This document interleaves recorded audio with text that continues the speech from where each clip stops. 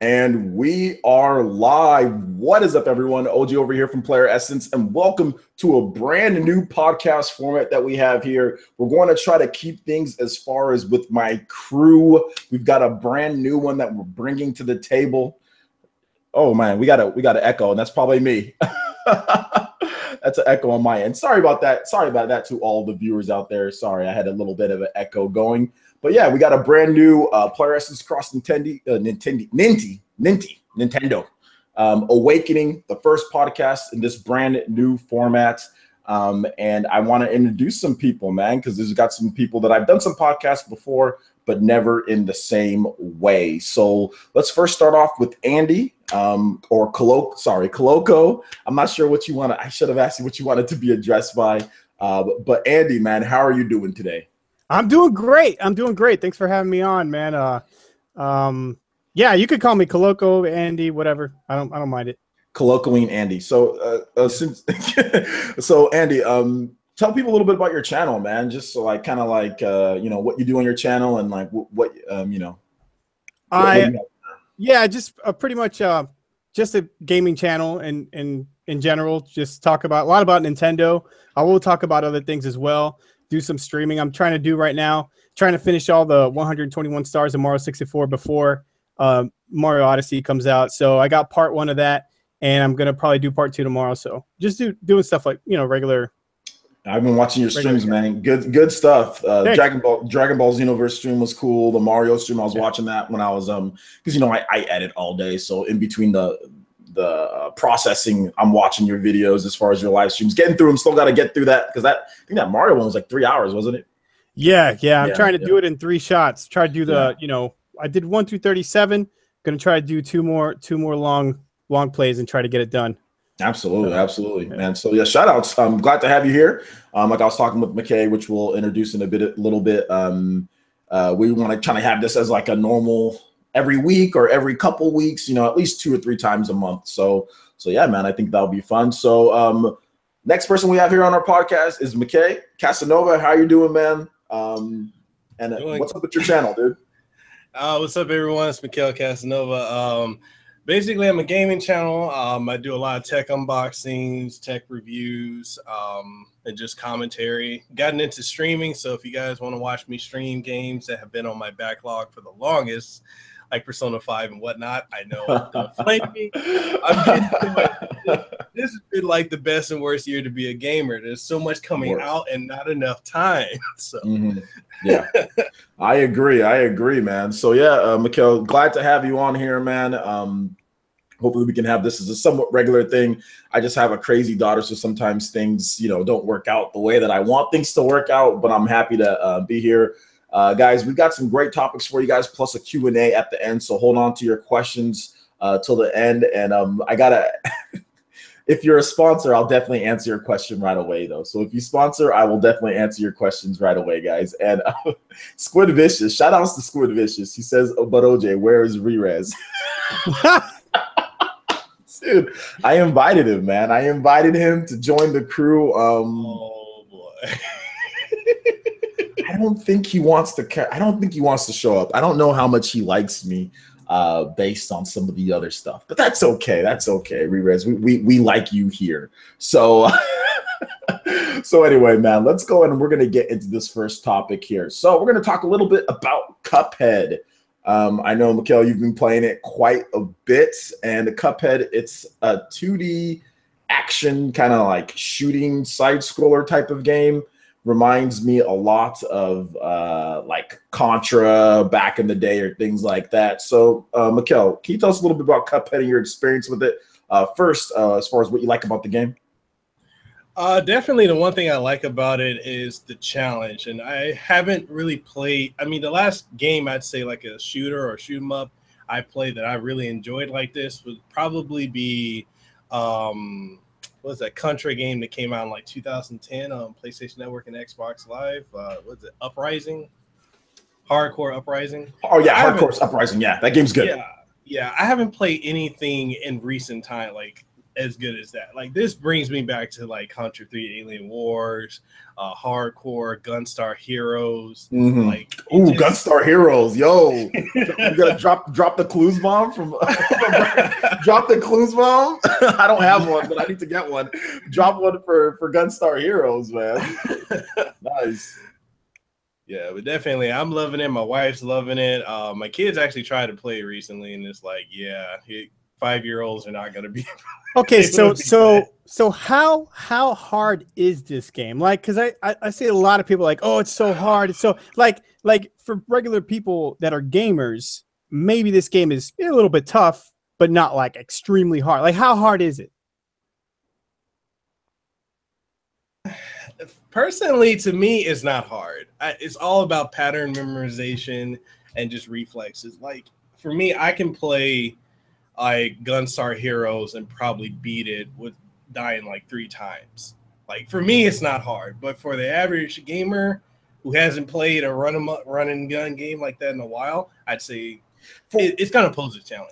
For today's gamer, you know what I'm saying? If you're not like up to date on your skills with that, you're going to die over and over. You know what I'm saying? Like if you're like, for example, heck, even some Nintendo fans, I was watching Shofu play, which I don't think Shofu is a bad gamer. He's a Pokemon gamer, Smash Brothers as well. And, you know, he was dying quite a number of times. You know, I've been playing the game. I've died a few times. I just think that the problem is when you start complaining about it. It's when you start blaming the game, you know what I'm saying, because you're bad at it. I think that's the biggest problem. Or when they start asking for stuff like, why can't games, like there's a thread on this on NeoGAF, and it said, why can't games let you skip bosses? Are you kidding me? Why are you playing the game?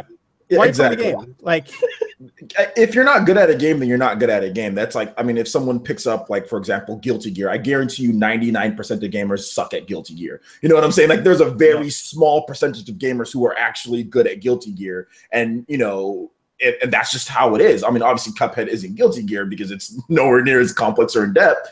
But at the same time, there's nothing wrong with, if you're not good at a game, whatever, you're not good, maybe you just play it. The problem is, like, when you say, like Andy says, like, when you start saying, oh, well, the game should start making you skip bosses, like the game, why isn't it easier? When you start blaming other things instead of just your own lack of skill, that's when people start saying get good. That's when people start saying all this stuff. So, I mean, I don't have a problem with people dying. Like, well, I do have a problem with that journalist, that one guy who couldn't get past it. I got a problem with that, but outside of that, I don't have a problem. Like if you're what was he doing though? You like, look, I don't think you could be that bad. I don't think like he must have been like looking at one of those girls on the booth, one of the booth girls, and he was trying to play that. I mean, you can't. I don't think you can't be that bad, man. You can't. Well.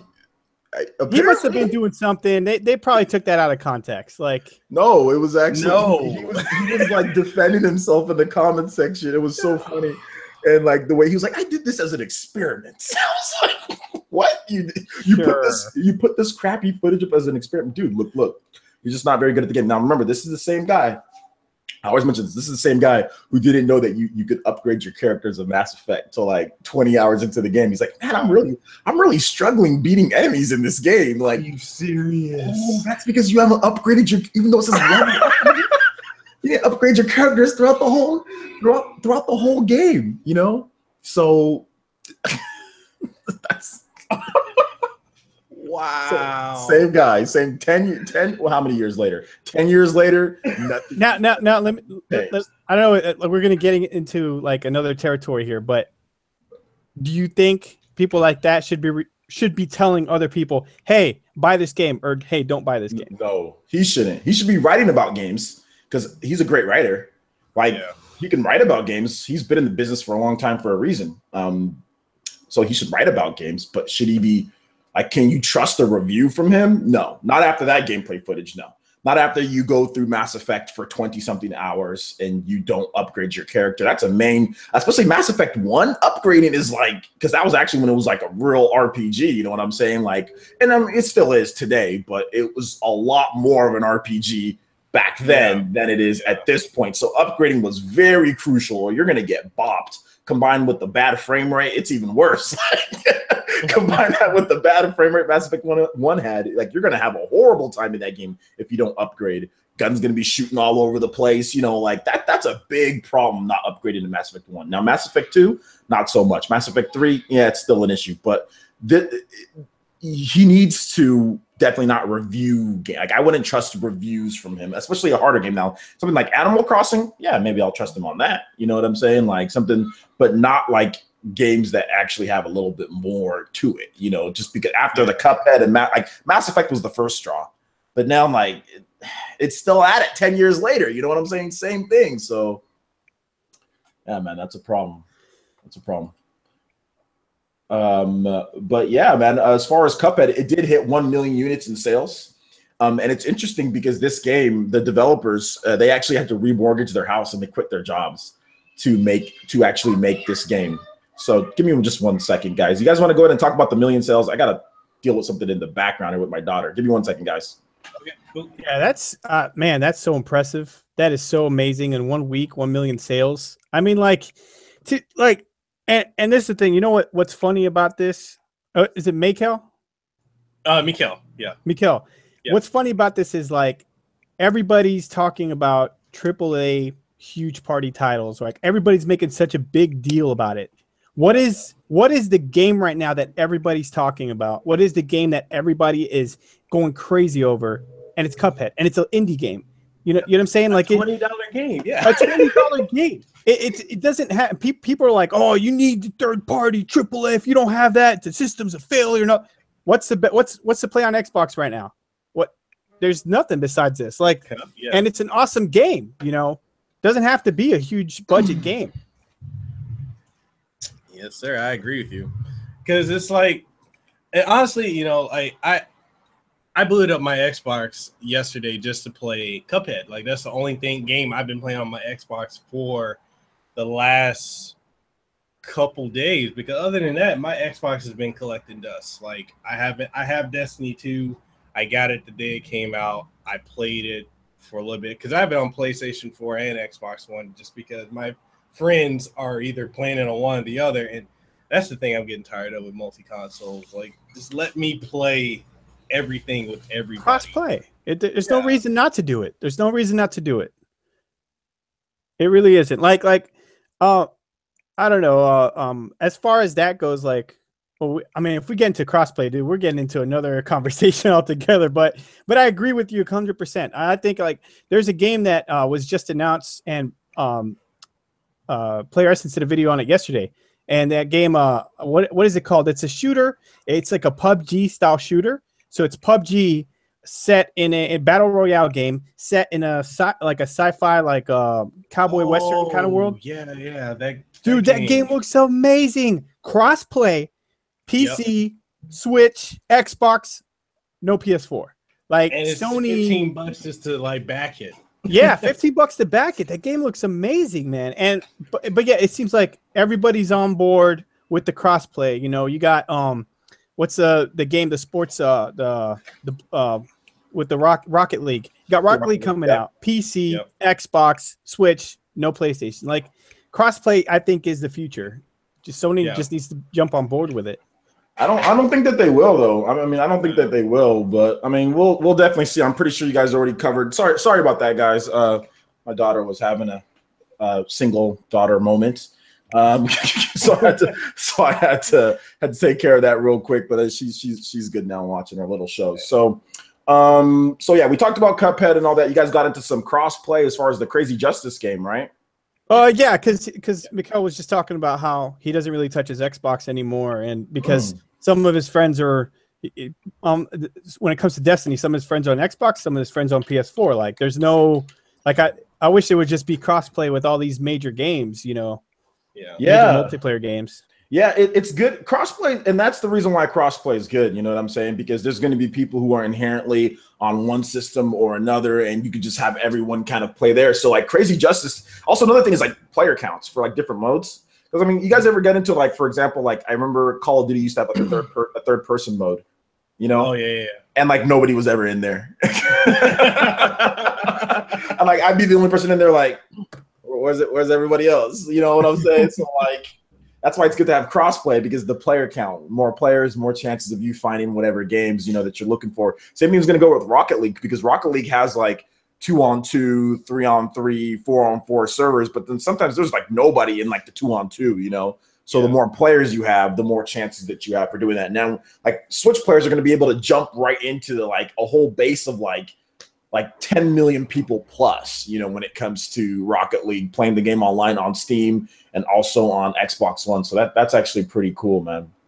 Now what do you think that what's the consequences of having, like, obviously the benefits are there for us, for gamers, right? Because if I, like, let's say I have a PS4 or Xbox One, and my best friend has a the other one, right? So I want to play with them.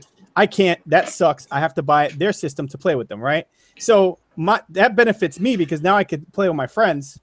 But what in the long run, how can that? I feel like that can do some damage to the overall game industry, because I mean, like, now it doesn't really matter what system you get. It's basically only the better hardware will win, or the better exclusivity will win, right? That's the only reason why you're going to choose one or another. Because if now you can play with all your friends, that's out of the equation anymore. Like, why you would buy a certain system, like. So, what do you think about that? I think that's what Sony's maybe thinking about. I think they're thinking about their brand. I think Nintendo obviously puts their brand, but I think Nintendo focuses on their IPs more than anything. Sony focuses on PlayStation, just that name, because that name is very powerful. Like, it's been in the home console industry, that name PlayStation is very powerful, keeping everything PlayStation. When you open things up, like to Xbox or PC or to everything, especially with Xbox, it opens up to cross mixing of the brands. And I think that's what Sony's just being paranoid about. You know, they're just being, and like every company has their paranoid things, right? Nintendo, what are they paranoid about? Live streaming, that type of stuff. You know what I'm saying? Like, voice chat. They're paranoid. Voice chat, definitely. So every company has their things that they're absolutely paranoid about. Microsoft, they're paranoid about actual first-party games. You know what I'm saying? They're like paranoid about actually having first-party games. Whereas, like, so I think that's what the PlayStation is probably most paranoid about, is that they're based. They want to keep people on PlayStation, think PlayStation, only PlayStation. You know what I'm saying? Which has been that way for a very long time. So that'd be the reason why. That's the thing that I find weird, is because, like, you guys may not, well, I know players, as you know, I'm a big Street Fighter fan, and I don't understand Street Fighter V being on PlayStation and being able to crossplay with the PC version. Like, how, like, why would they crossplay with that? But when it comes to like Minecraft, they don't want to crossplay with Nintendo and Microsoft, like on the Xbox. It's weird.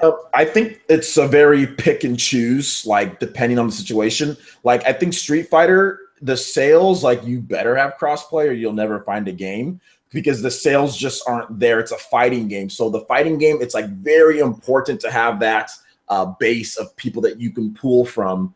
I don't think Sony thought that this game was going to be like a huge, massive seller or anything like that. So it's very important for a fighting game like Street Fighter to have crossplay. I think that would be that would actually negatively affect your sales and affect you as PlayStation as a brand, more so than like Xbox, like having crossplay with that in a different game. So I think it was Sony's responsibility that they did. Otherwise, you're going to have a lot of people waiting, you know, in lobbies all day, and that's going to ultimately affect your own brand and affect your sales. So I think that's the reason why they did crossplay with that. And there's other games that have PC crossplay, you know, with Sony as well. I think what else? I think there's a new game coming out with from the Front Mission dudes, Square Enix, that's going to have crossplay. Left Alive or something like that. That was revealed at Tokyo Game Show. Like, that game's going to have crossplay with PC. So I think Sony's open to that when it's like PS4, PC.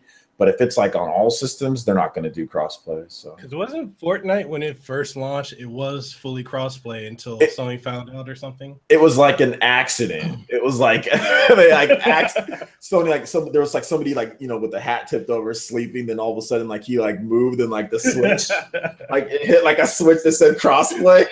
But the same thing happened with Destiny. Like someone was running like an instance in Destiny, and they were running it with their friend who was on a PlayStation or Xbox, and there's like proof of it. I don't know how true it is, but I heard it's legit. It actually happened. Somehow they were playing at the same game, and that one had an Xbox and one had a PS4. That's It's great. very weird. Yeah, I tell you, they hit the crossplay switch, dude. I'm telling you, it's just like, remember.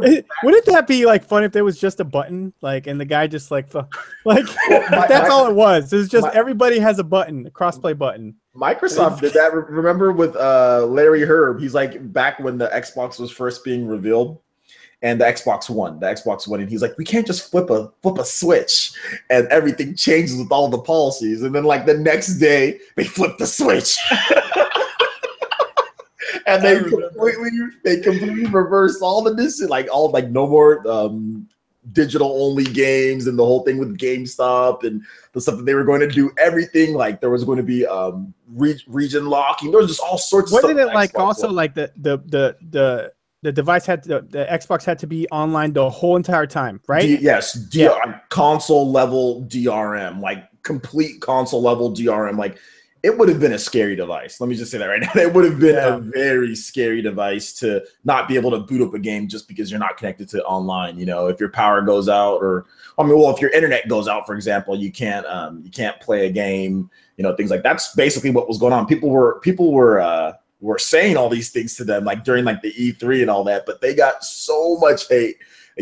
And like Larry Herb did a video. I think he did an interview with Angry Joe. I think that's who it was with. It was with Angry Joe. And he's like, we just can't flip a switch, you know? And then literally like a day or two later, or like a week later or something like that, they flipped the switch. And Larry Herb made fun of himself too, like on Twitter. He put up a picture of him flipping a switch. So he had to he had the donkey of the day himself for that one, because it literally was like they flipped the switch, like from based on what they did there. So yeah, man.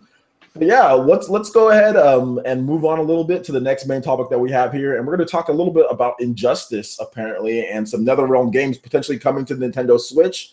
So recently, in an interview with GameStop, not GameStop, with GameSpot, Ed Boon was basically just saying, one second, real quick on me, 1 second.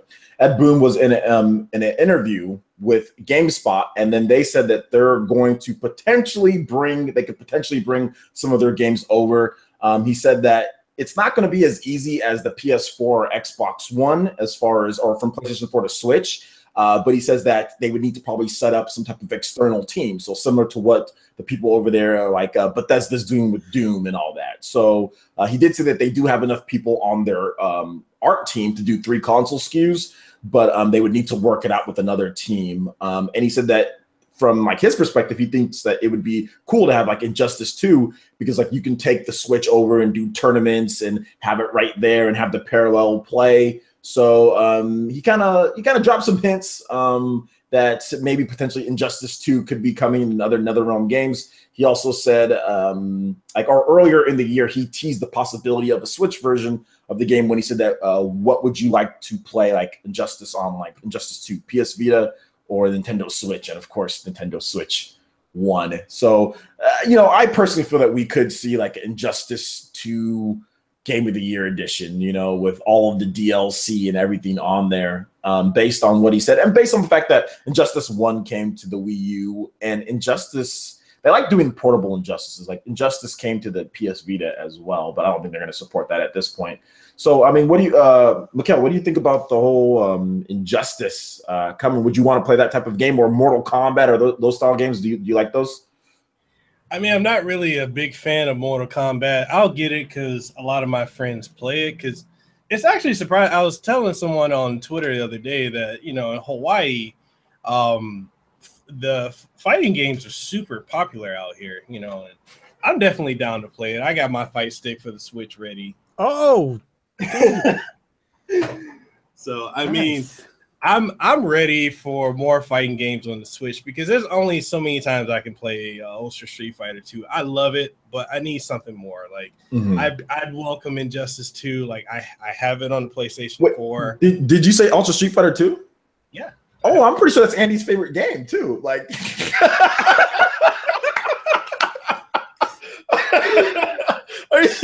I'm almost positive Andy has like 3 copies. I'm pretty sure he has the special edition. Andy, are you sure, dude? Man, no. And just we're joking with Andy. Andy doesn't like Ultra Street Fighter 2, guys. No. Hey, even I can admit they could have ported Ultra Street Fighter 4. I would have been happy with that. How about a double pack? Yeah. Or, they could have bring Ultra Street Fighter 4 combined with Street Fighter 3 online with Alpha 3. I would have been happy with that. $39 for that, take my money. Yesterday I tagged Capcom on a tweet about that because I'm like, I would be so for that. But yeah, as far as Injustice, I can learn it. I don't think the Mortal Kombat engine is as smooth as what I'm used to. Like I'm big on King of Fighters, Street Fighter, Guilty Gear, and BlazBlue. I don't feel it's as smooth. Like I don't think the lifespan of a Mortal Kombat or a Injustice lasts for years like a Street Fighter. But I would welcome it. That and possibly Tekken 7 on the Switch. I would love. What about you, Andy? Are you big into that? Would you want those style of games on the Switch, or do you like those style? First of all, I should actually ask that first. Yeah, I mean, what I like about Injustice and the Mortal Kombat, the NetherRealm games, is that it actually has a pretty good story, especially like Injustice. Like it has a really good. Like I'll sit there on YouTube and just watch the story. Like it's that good. But what I don't want is, Injustice coming on the Switch and it's $60 and it's just vanilla Injustice. That's what I don't want. Like Injustice 2, what I mean. Like which is what they did with the Wii U version, Yeah.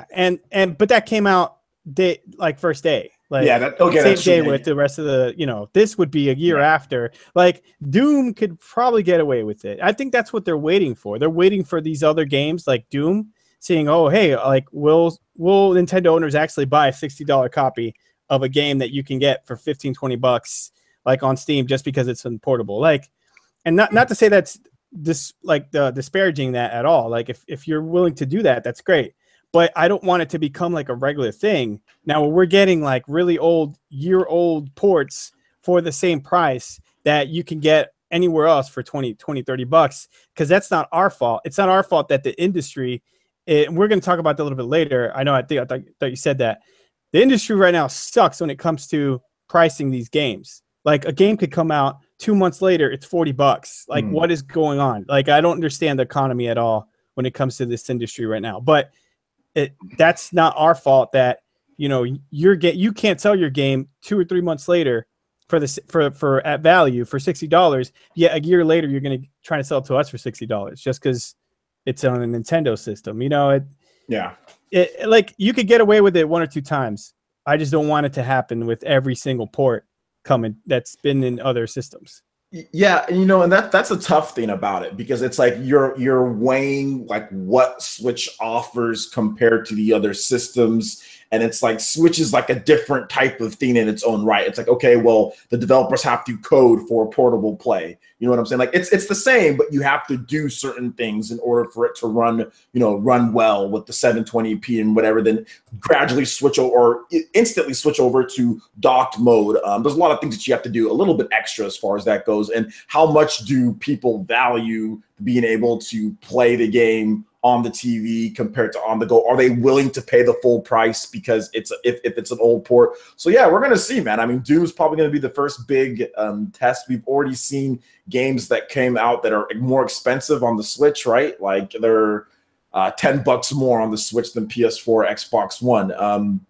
But it's also like, to me, it's you got to treat every single situation with respect and with common sense. Like Xenoverse 2 is a great port. I always use that as an example because that's $10 cheaper than it originally came out, and you get the first first game's campaign, plus it's portable. Like all these things make it worthwhile for $50, even though it's a year later. It's fine because it makes sense the way that they did it, but they need to look at each and every port and think, does this make sense? Doom, does it make sense?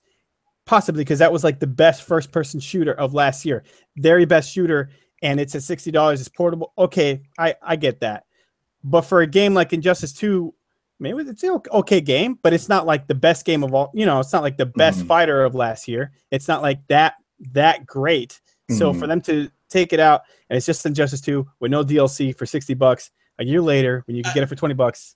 I don't think they'll do that because they're pretty good with their whole Injustice special editions and all of that. But before we kind of move on, shout outs to Mizza T in the chat. Thank you so much. Our 15th sponsor. Shout outs, everyone. Give Mizza T some love for sponsoring the channel. I really do appreciate that, Mizza T. We really needed that because now we can upload a new emote to the channel for you guys to use. And Mizza T, please enjoy your emotes. You got headbands, you got Mangekyou Sharingan, you've got what's the other one? You've got the Tobis. You can bust out the Toby when you need to bust out the Toby. So thank you so much, Mizza T. I do appreciate the sponsorship. I just want to real quick shout out.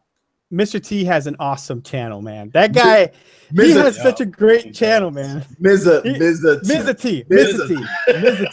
We don't want to get sued here, okay? Mizza T. He has a great, man. He has that puppet. I mean, his channel's awesome. You got to check it out. Like it's amazing. I've been, obviously, me and Mizza T, we've been collaborating for a very long time on videos and stuff. I've had Mizza T on this very podcast. You know, and I'm pretty sure he's going to be on this podcast at sometimes when he has time to join on. So yeah, man, Mizza T, shout outs, man. Thank you so much. Do appreciate that. Please enjoy your new Naruto emotes. I do appreciate that, man. But yeah, kind of getting back to that, I think with Injustice, I think that they're going to actually like make it back to where, you know, it has all the DLC. I mean, they did that, I think, with the PS Vita or something like that. You know, they put that where they had all the DLC in there. So, you know, I mean, personally for me, I'm not huge into those type of games, but you're right about the story mode, Andy. Like Mortal Kombat 9 has a hilarious, but at the same time, great story mode.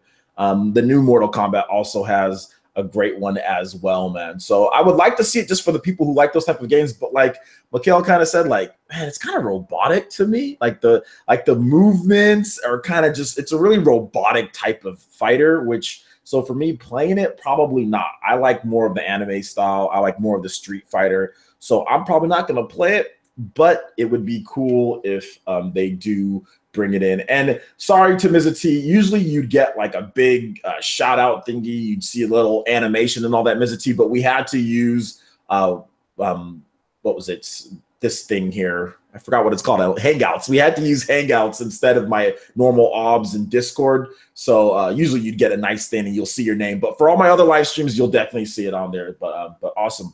But yeah, man, so we're all down with them bringing the games over, but overall, we're not necessarily like, oh, Andy, would you buy the game? Like, would you buy it? Like, let's say it's $50 next year, all the DLC, all the content, $50. Would that be something you'd buy? Oh yeah, definitely. Yeah, that's worth it. That makes sense. Okay. But I'm not gonna jump on a $60 game, vanilla Destiny 2, Injustice 2. I'm not gonna jump on that. For $60, definitely not. For 60, not. Okay, yeah, that makes sense, man. That makes sense. So yeah, and for you, Mikhail, probably a no. You'd want to see some of the other type of games coming out, like Blaze Blue or something like that. Yeah, that or even Tekken 7, because I don't think it would be hard for them to port Tekken 7 to the Switch. Like, I'd be all about that. I go to at least 2 tournaments a week because we have really big tournaments out here in Hawaii, and all we're playing is either Marvel vs. Capcom Infinite, Tekken 7, or Street Fighter. Sometimes Injustice, but yeah, it doesn't have that longevity that it's really robotic, like you said. So yeah, it's a bit robotic, which was kind of cool for me back when I first got out of college. I remember playing a lot of Mortal Kombat and be like, oh yeah, robotic. But Mortal Kombat's always been robotic. It's always been like a robotic, type of fighting game. Since the very beginning, it's been robotic. So I don't think they're going to change anything. And shout outs to Mark Bryant for the $5 or is that a euro? That's a euro, isn't it? That's a British pound. Okay, that's a British pound. Shout outs so it's actually more than $5 actually. So shout outs to Mark Bryant for the $5 British pound donation. I do appreciate that. Thank you so much, Mark. And he's been one of the big supporters on the channel for a long time. So I really do appreciate that, Mark. You know how much I do. And shout outs once again to Mizza T for the donation or for the sponsorship as well. So let's go ahead and move on to the next article here. So we've got Super Mario Odyssey. And we're going to be going over a few different things from the details from the Edge review. Now, this is not going to be spoiler, guys. Trust me, I've skimmed over this multiple times, and I'm just going to go over very general, basic things. Plus, we're going to talk a little bit about the sales because I did a video on that just the other day. So, okay, that's a little bit of a spoiler, so I'm not going to say that. But basically, they're saying that transformations are not always essential, like to beat levels. You can beat levels in different ways, but the transformations can make them quicker or easier. And they also said that portable mode kind of feels like a compromise, playing with separate Joy-Cons here and there. They said that it might feel a little bit better to play the game with the controller on the TV. And there's even like added benefits to playing in dock mode outside of just the resolution bump. So there are some, things there. It just feels more natural on the TV, but that's the whole thing with the Switch. You can play wherever the heck you want, They also talked about the finest selections of boss fights ever in a Mario game. Like, this is the best boss fights. And I kind of saw that, like, obviously Nintendo does a lot of like the hands, like with faces with hands. And then but the way that the one that was done on the Nintendo World Championship, that was super cool. Like, when I saw that boss, I was like, yo, look at this boss. Like, this looks awesome.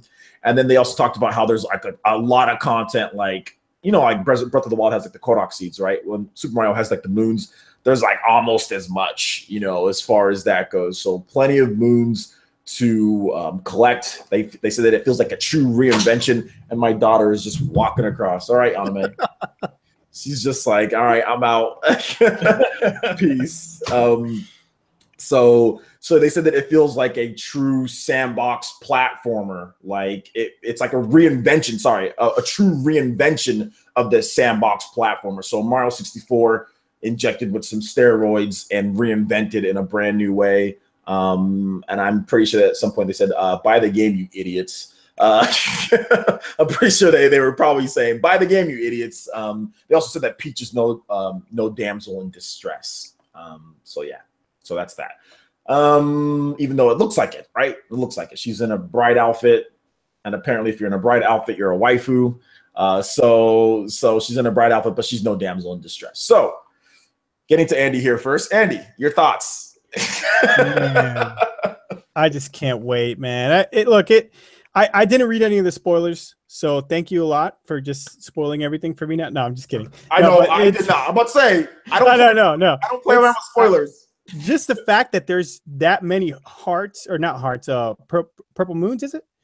In that game is core. Are you kidding me? Oh my gosh.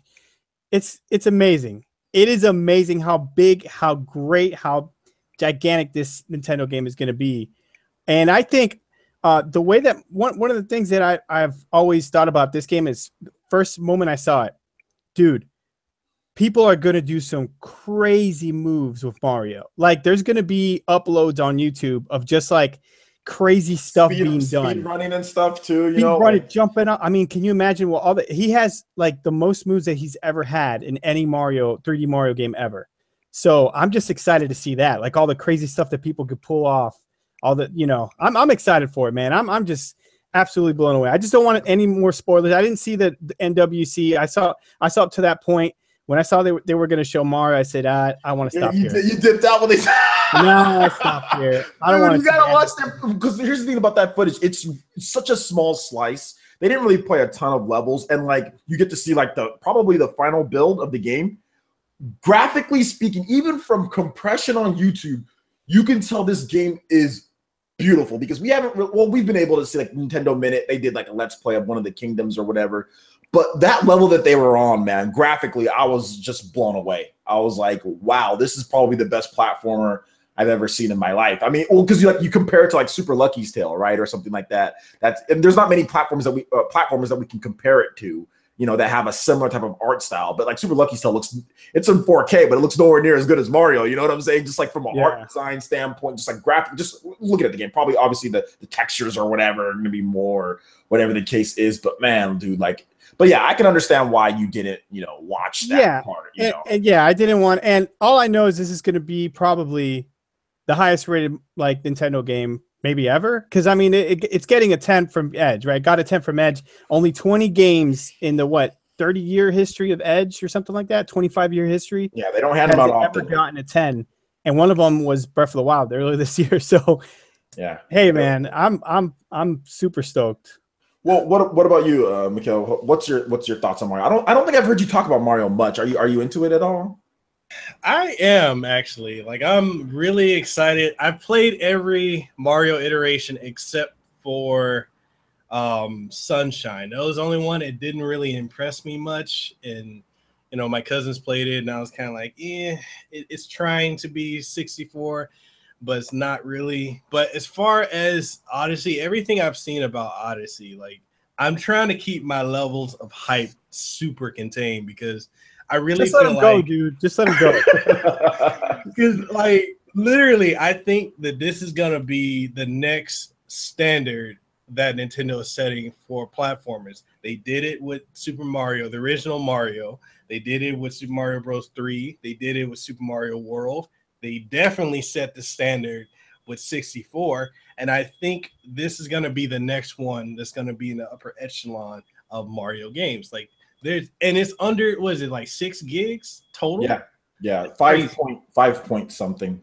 That's crazy. Yeah, with all that content in there. Yeah, it's that Nintendo sorcery. That compression technology, man, very good. But also, I think that they also do it like they design their art, they code their games. Obviously, there's some tricks in there to make it not quite as big as some of the other games, which is cool. Obviously, it's good when you can always make the file size smaller when you can. But for me, man, I'm super hyped. If you guys don't know, Galaxy. Well, my favorite Mario games of all time are Galaxy, just Galaxy 1 and 2. I just put them together. Galaxy 1 and 2, Super Mario Bros. 3. And I haven't played. We had Super Mario 3D World, right? We had Super Mario Sunshine. I don't think any of those games are as good as what I just mentioned as far as Galaxy 1 and 2, and Super Mario Bros. 3.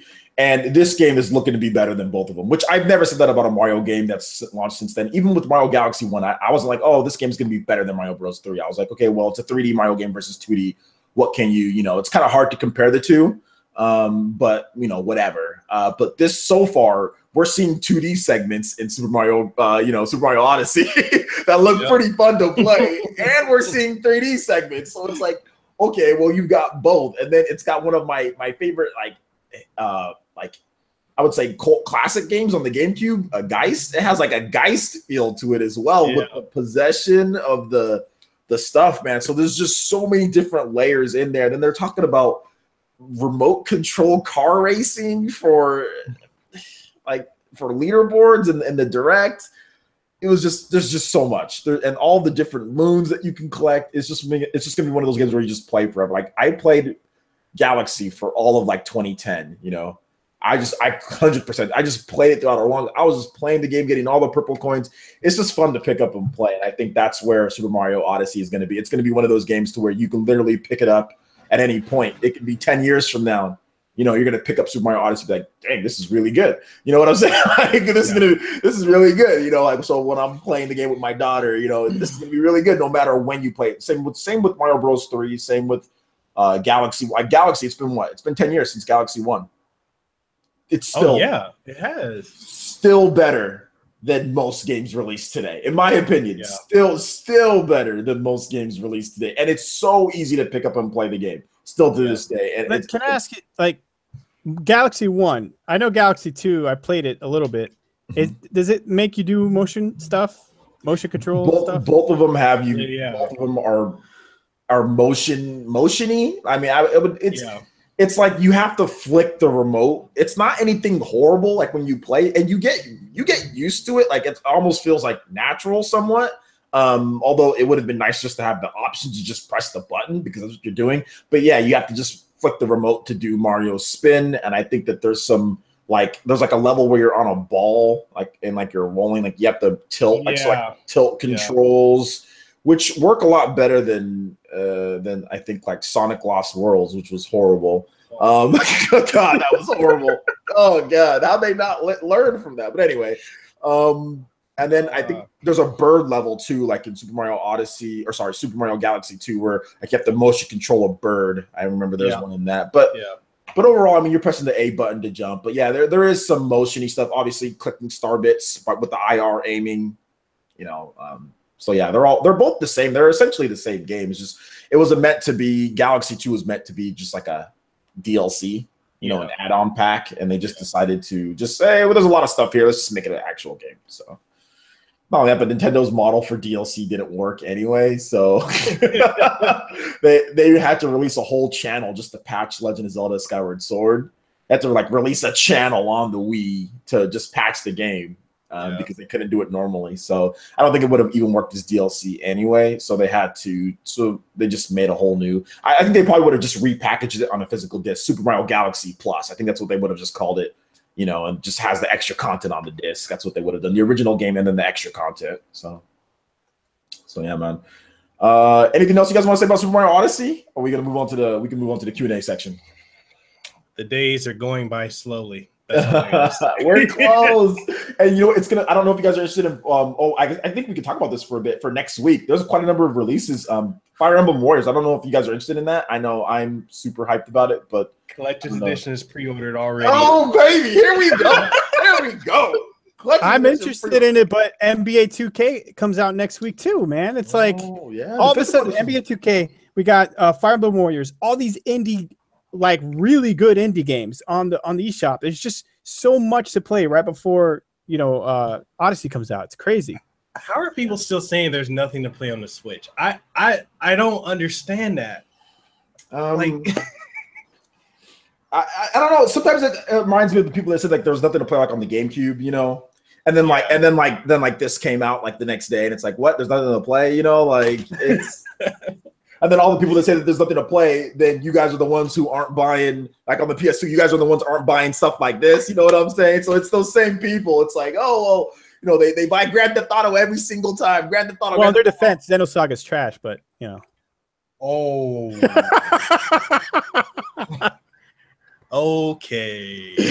Dude, Xenogears. You can't follow up Xenogears. Excuse me? You cannot follow it up. You cannot. Wait, excuse me? Did you just say Xenosaga is trash? Yes, just like Chrono Cross was garbage, absolute steaming pile of garbage, because you cannot follow it up with Chrono Trigger. You just couldn't. But Chrono Cross makes sense in the context of, like, if you look at it, they screwed up in Trigger, and Cross is the consequence of it. Like, I don't know. I love Xenosaga. I thought the Xenosaga trilogy was amazing. In a way, if you want to finesse it, you can fit it into being the prequel to Gears. But I don't know. I just think Tetsuya Takahashi is like a brilliant mind. Like, that guy is just. I'm legit upset right now. To be fair, I played it just a little bit in high school, and I just didn't like the fact that it was so different from Xenogears. Like I just never gave it a chance, really. I'm just messing with you. I never actually gave it the series a chance, but I hate it how it's not anything. It's so different from Xenogears. Xenogears is so great. A single tear going down my eye right here, man. Like, Jesus Christ. Shout outs to Bad Request. Thank you for the five British pound donation. Make me feel better. Go buy a cookie. I'm sad. No, it's okay. To be honest, I've actually learned, or at least I'm trying to learn, to respect people's opinions a lot more. So yeah, if you think that whatever it was, it didn't work for you, that's fine. Not everyone's gonna like every single game, especially compared to like you said with Xenogears. What you're saying makes sense. Yeah, no, and look, if I went back and played it now, I probably would like it. But at that moment, Xenogears to me was such a great, important game, in my life, that when I went to go play that, the same thing as Chrono Cross, when I went to play that, I'm like, what is going on? It's just not the same. Well, Chrono Cross is still, if you just look at it in its own right, I mean, it has its ties to Chrono Trigger. Yeah, I don't think they did a very good job of doing that. But I don't think they were trying to, they were just trying to create a different type of game.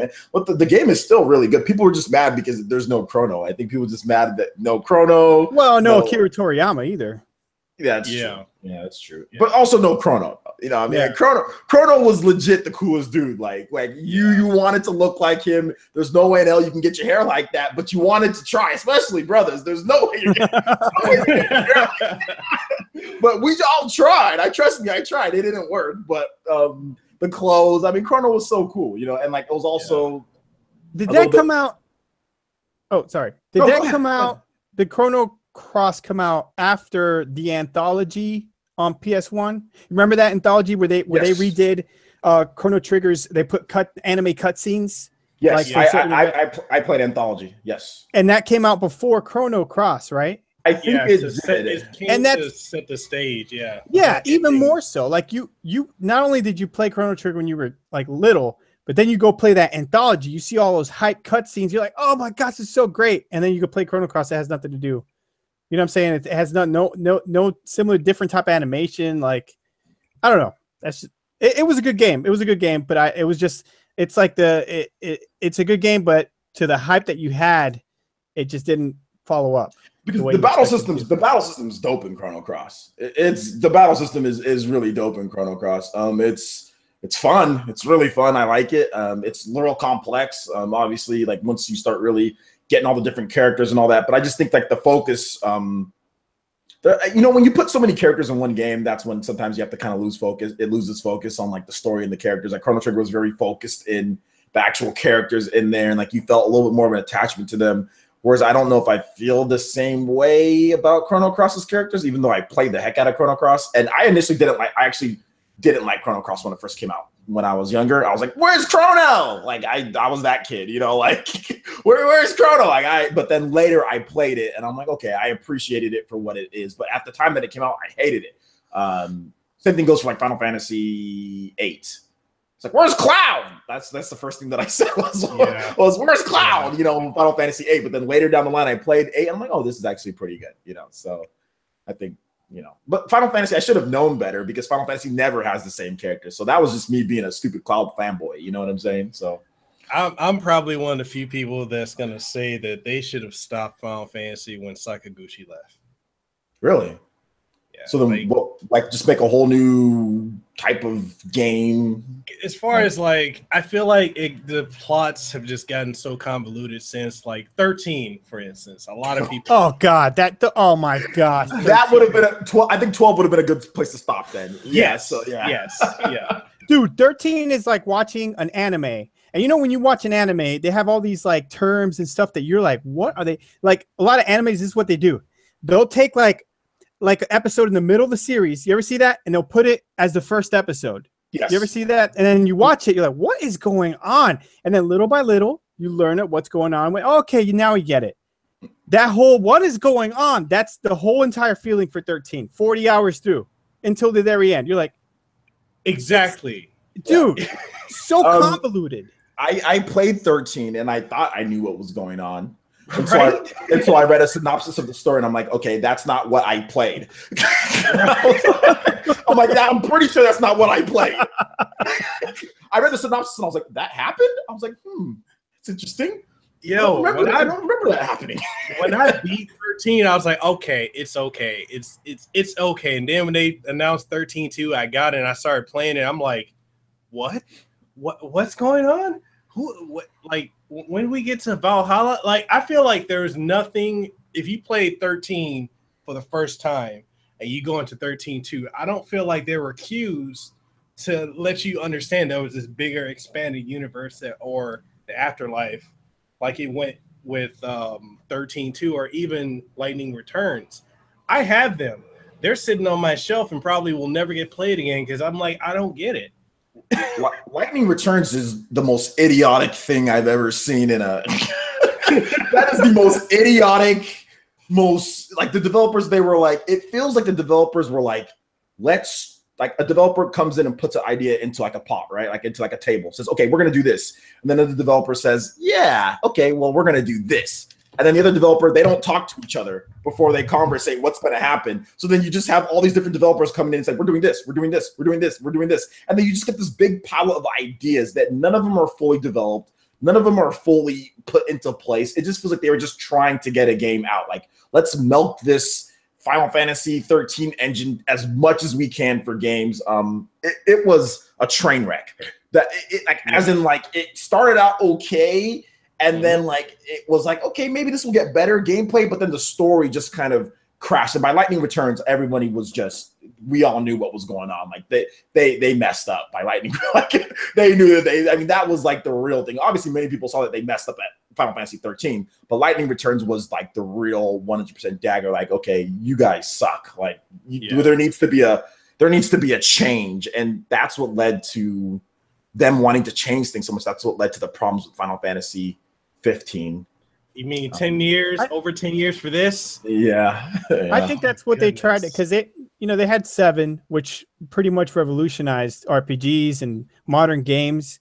And I think they since 7, they've been trying to get one game just to get a bunch of spin-off titles. Like, remember they did it with 10. There was 10-2. They tried to do it with obviously the MMORPGs. That's a different beast altogether. They tried to do it with 13, and now they're trying to do it with 15. Isn't 10 connected to 7 officially now? What? Are you serious? In the same universe or something? Yeah, because Shinra from 10-2 is supposed to be the founder or whatever, the Shinra Corp within 7. Maybe. That's why I'm like, it's so convoluted now. I'm like, stop trying to make sense. Just make a good game. It's like movie sequels.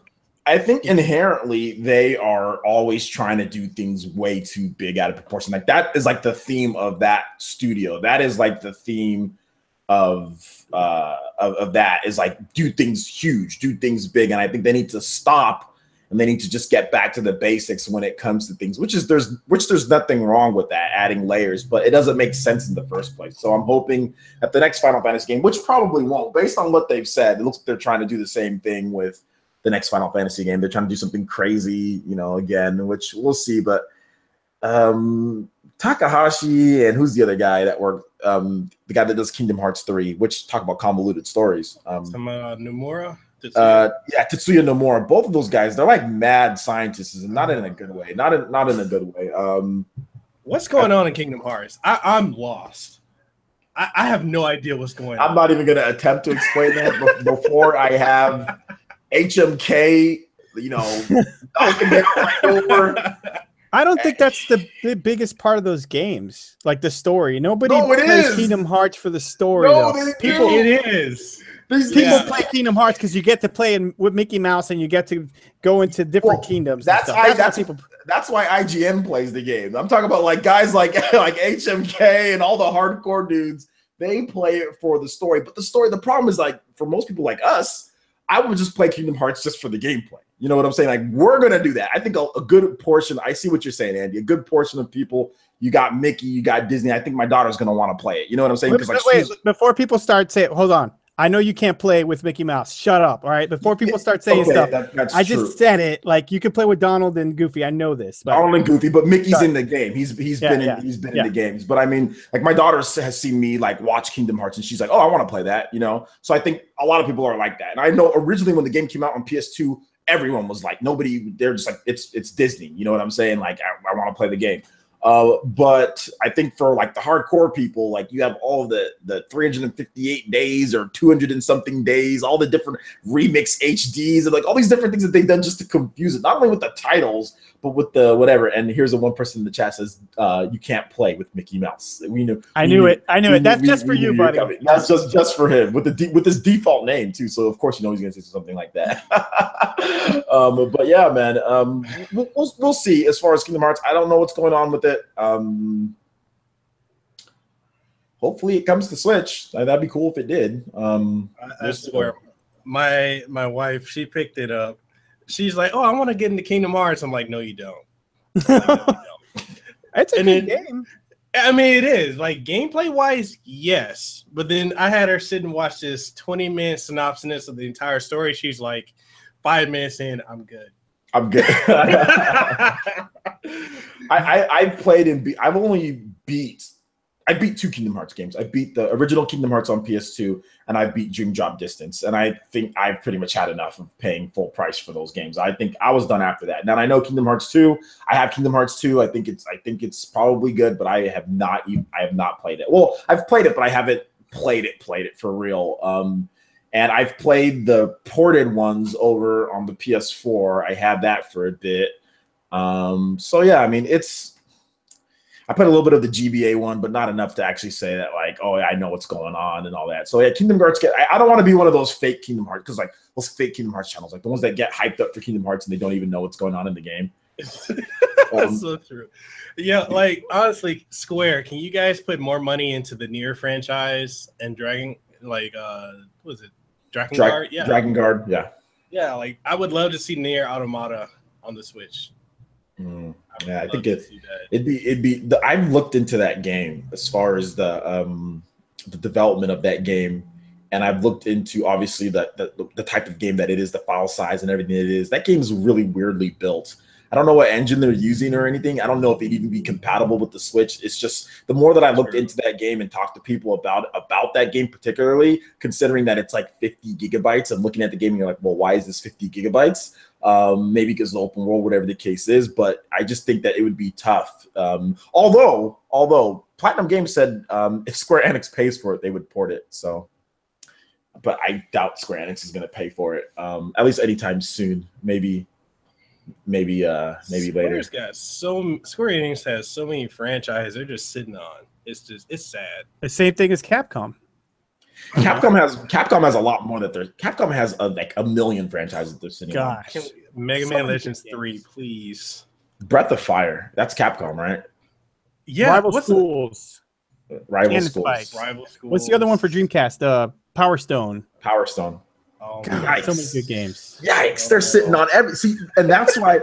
People this is the reason why when people say, "Oh, Nintendo buy Capcom," or "Oh, this company buy Capcom," I'm like, it's impossible. Capcom, their value is far more worth than what they actually do. Yeah, they're like that. They're like Kobe in his last couple years. His value is more than his actual production on the court. You know what I'm saying? Having the name Kobe, the jersey sales, because he was like top 5 in jersey sales. He brings people into the stadium. His value is far more worth than what he actually does. His last couple years, not the Black Mamba, not that Kobe. But in his last couple years. So that's what Capcom is at this point. Their value is far more, like nobody can just outright buy them. They're worth too much. They're worth too much. They're worth because of their franchises. Think about buying Capcom and having access to everything that they have. Can you guys think about that? Imagine how much money you would need to actually get that. What is like as far as, obviously I don't know anything about development, so that's why I'm going to ask you. What is the cost and what is the risk of just taking a game like Rival Schools and just, porting it over to the Switch or to the PS4? Low. That's why Capcom ports everything. Low. Very but they have all these previous games that are amazing games that people have not played in 10, 20 years, but they don't do anything with them. They just got them sitting there. Yeah, that's where Capcom's screwiness comes in. That's where people start questioning their business tactics and things like that, because they do have those. Capcom, like I said, is not the best run. Obviously, Andy, I think you know that. Like, I'm pretty sure you're aware of that. I mean, we're all aware. Capcom is definitely not the best,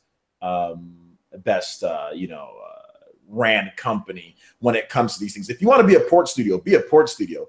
But at the same time, do it right. If you're going to be a portcom, like they need to do a better job of what people actually want, compared to what they're doing. Because it's like, okay, who on PS? Okay, Okami, right? Okami is coming out for the PS4, Xbox One. But who actually asked for Okami again on PS4 and Xbox One? Did anybody actually ask for that game again? Is this like the third or fourth? Fourth. Yeah. Fourth. PS2, Wii, PS3, PS4, Xbox One. Fourth. Wow. Fourth time that they've ported this game. Fourth version of this game, Who actually wanted, and now people might buy it, but I guarantee you it's probably going to flop. Dragon's Dogma. Once again, you ported the same Dragon's Dogma over, not to the Switch, you ported the PS4 and Xbox One. They've already re-released Dragon's Dogma. It sold like less than 12,000 copies in Japan on day one. Guarantee you if they put that game on Switch, it sells a lot more. Obviously they've probably been working on it for a while, but in my opinion, like there's just certain things that they're doing, like they're force feeding stuff to people that don't want it. They need to really evaluate who's actually buying their games, because outside of Resident Evil 7, every game has flopped for Capcom. That's true. On PS4 and Xbox One. On PS4 and Xbox One. every single game has flopped. Don't sit here and tell me they reached their sales, because but Resident Evil 7 didn't reach their sales either. It didn't flop, but it didn't reach their expectations either. Well, yeah, but they do have the gold edition coming out, and we'll see how that does. But I mean, like, if they're expecting 200,000 to 300,000 copies plus of Switch games for ports, what do you think that they're expecting for PS4 and Xbox One games for ports? There's no way those games that they've released so far have hit anywhere near their expectations, because we're talking about install base of what, 70 million? No, more than that, 60 million plus PS4, then Xbox One 30 million. So we're talking about 80 million at minimum. Even if you're talking about repeat owners with PS4, PS4 Pro repeat buyers, whatever the case is, we're talking about 80 million plus. And your games aren't even selling. You can't sell more than 9,000 copies of Marvel vs. Capcom Infinite in the first, and then the US sales and the UK sales aren't any better. Obviously, they're not any better. Nobody's buying the game on Amazon. You see the sales charts. It wasn't even in the top 20 on Amazon when the game was launching. So who are buying these games? Like, they need to evaluate what they're doing, man. Like, how much do you think Infinite's going to sell? Lifetime. I mean, not counting price reductions, not counting like it's not going to. It's not now. It's going to go down to $30. It's not going to sell without price reductions. It's not moving. There's a bunch of copies on store shelves. It's not moving. So I don't see it doing more than 200,000. Honestly, that game should have came out at like $39.99. Truthfully, it should have been that cheap. Like it.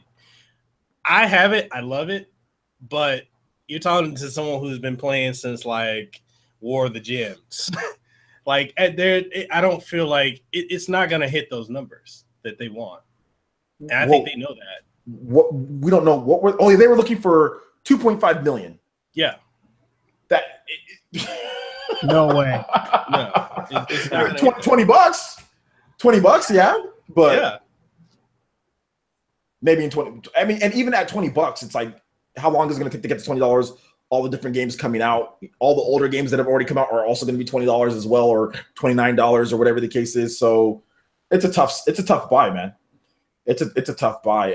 But yeah, it maybe should have been $39.99, especially because I don't know if you believe what Liam Robertson said about the development of the game. They half the budget of Street Fighter's DLC, So if that's the case, they cheaped out, Yeah, I mean, the character models look horrible. They look bad, man. I see some of the anime, like, some of the dudes they do not look right. Like the character models, they look all too buff, like way too buff. They're like, and Chun-Li's hands are like this big. I got big hands, and why does Chun-Li got bigger hands than me? That's ridiculous. She's like 5'2". Her hands are like half the size. You put two of her hands together, it's half of her body. She got like 5 foot hands with their big. Like, when I saw that, I was just like, that instantly, like, my face was just like, ugh. Like, and Chun-Li's one of my favorite. Chun-Li's one of my favorite characters. One of my favorite Street Fighters. I love Chun-Li. I love her design. I just love Chun-Li. But that cat looking, she looked like one of the cats from originally. She looked like one of the cats from Darkstalkers. No, Monster Hunter. The Monster Hunter cats.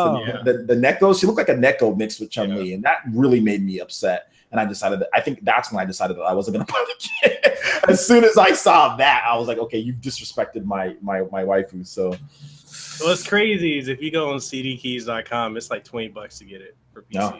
There you go. Pulling it, can't even pull in that Cuphead money. Cuphead $20. People buying it like crazy. That's why I don't like this whole separation between like all these. A lot of people like to separate the whole major AAA versus not. People just want to play good games, man. Yeah. People just want to play good games, and that's basically what it comes down to, man. But yeah, I think we kind of talked about that topic for quite a bit here.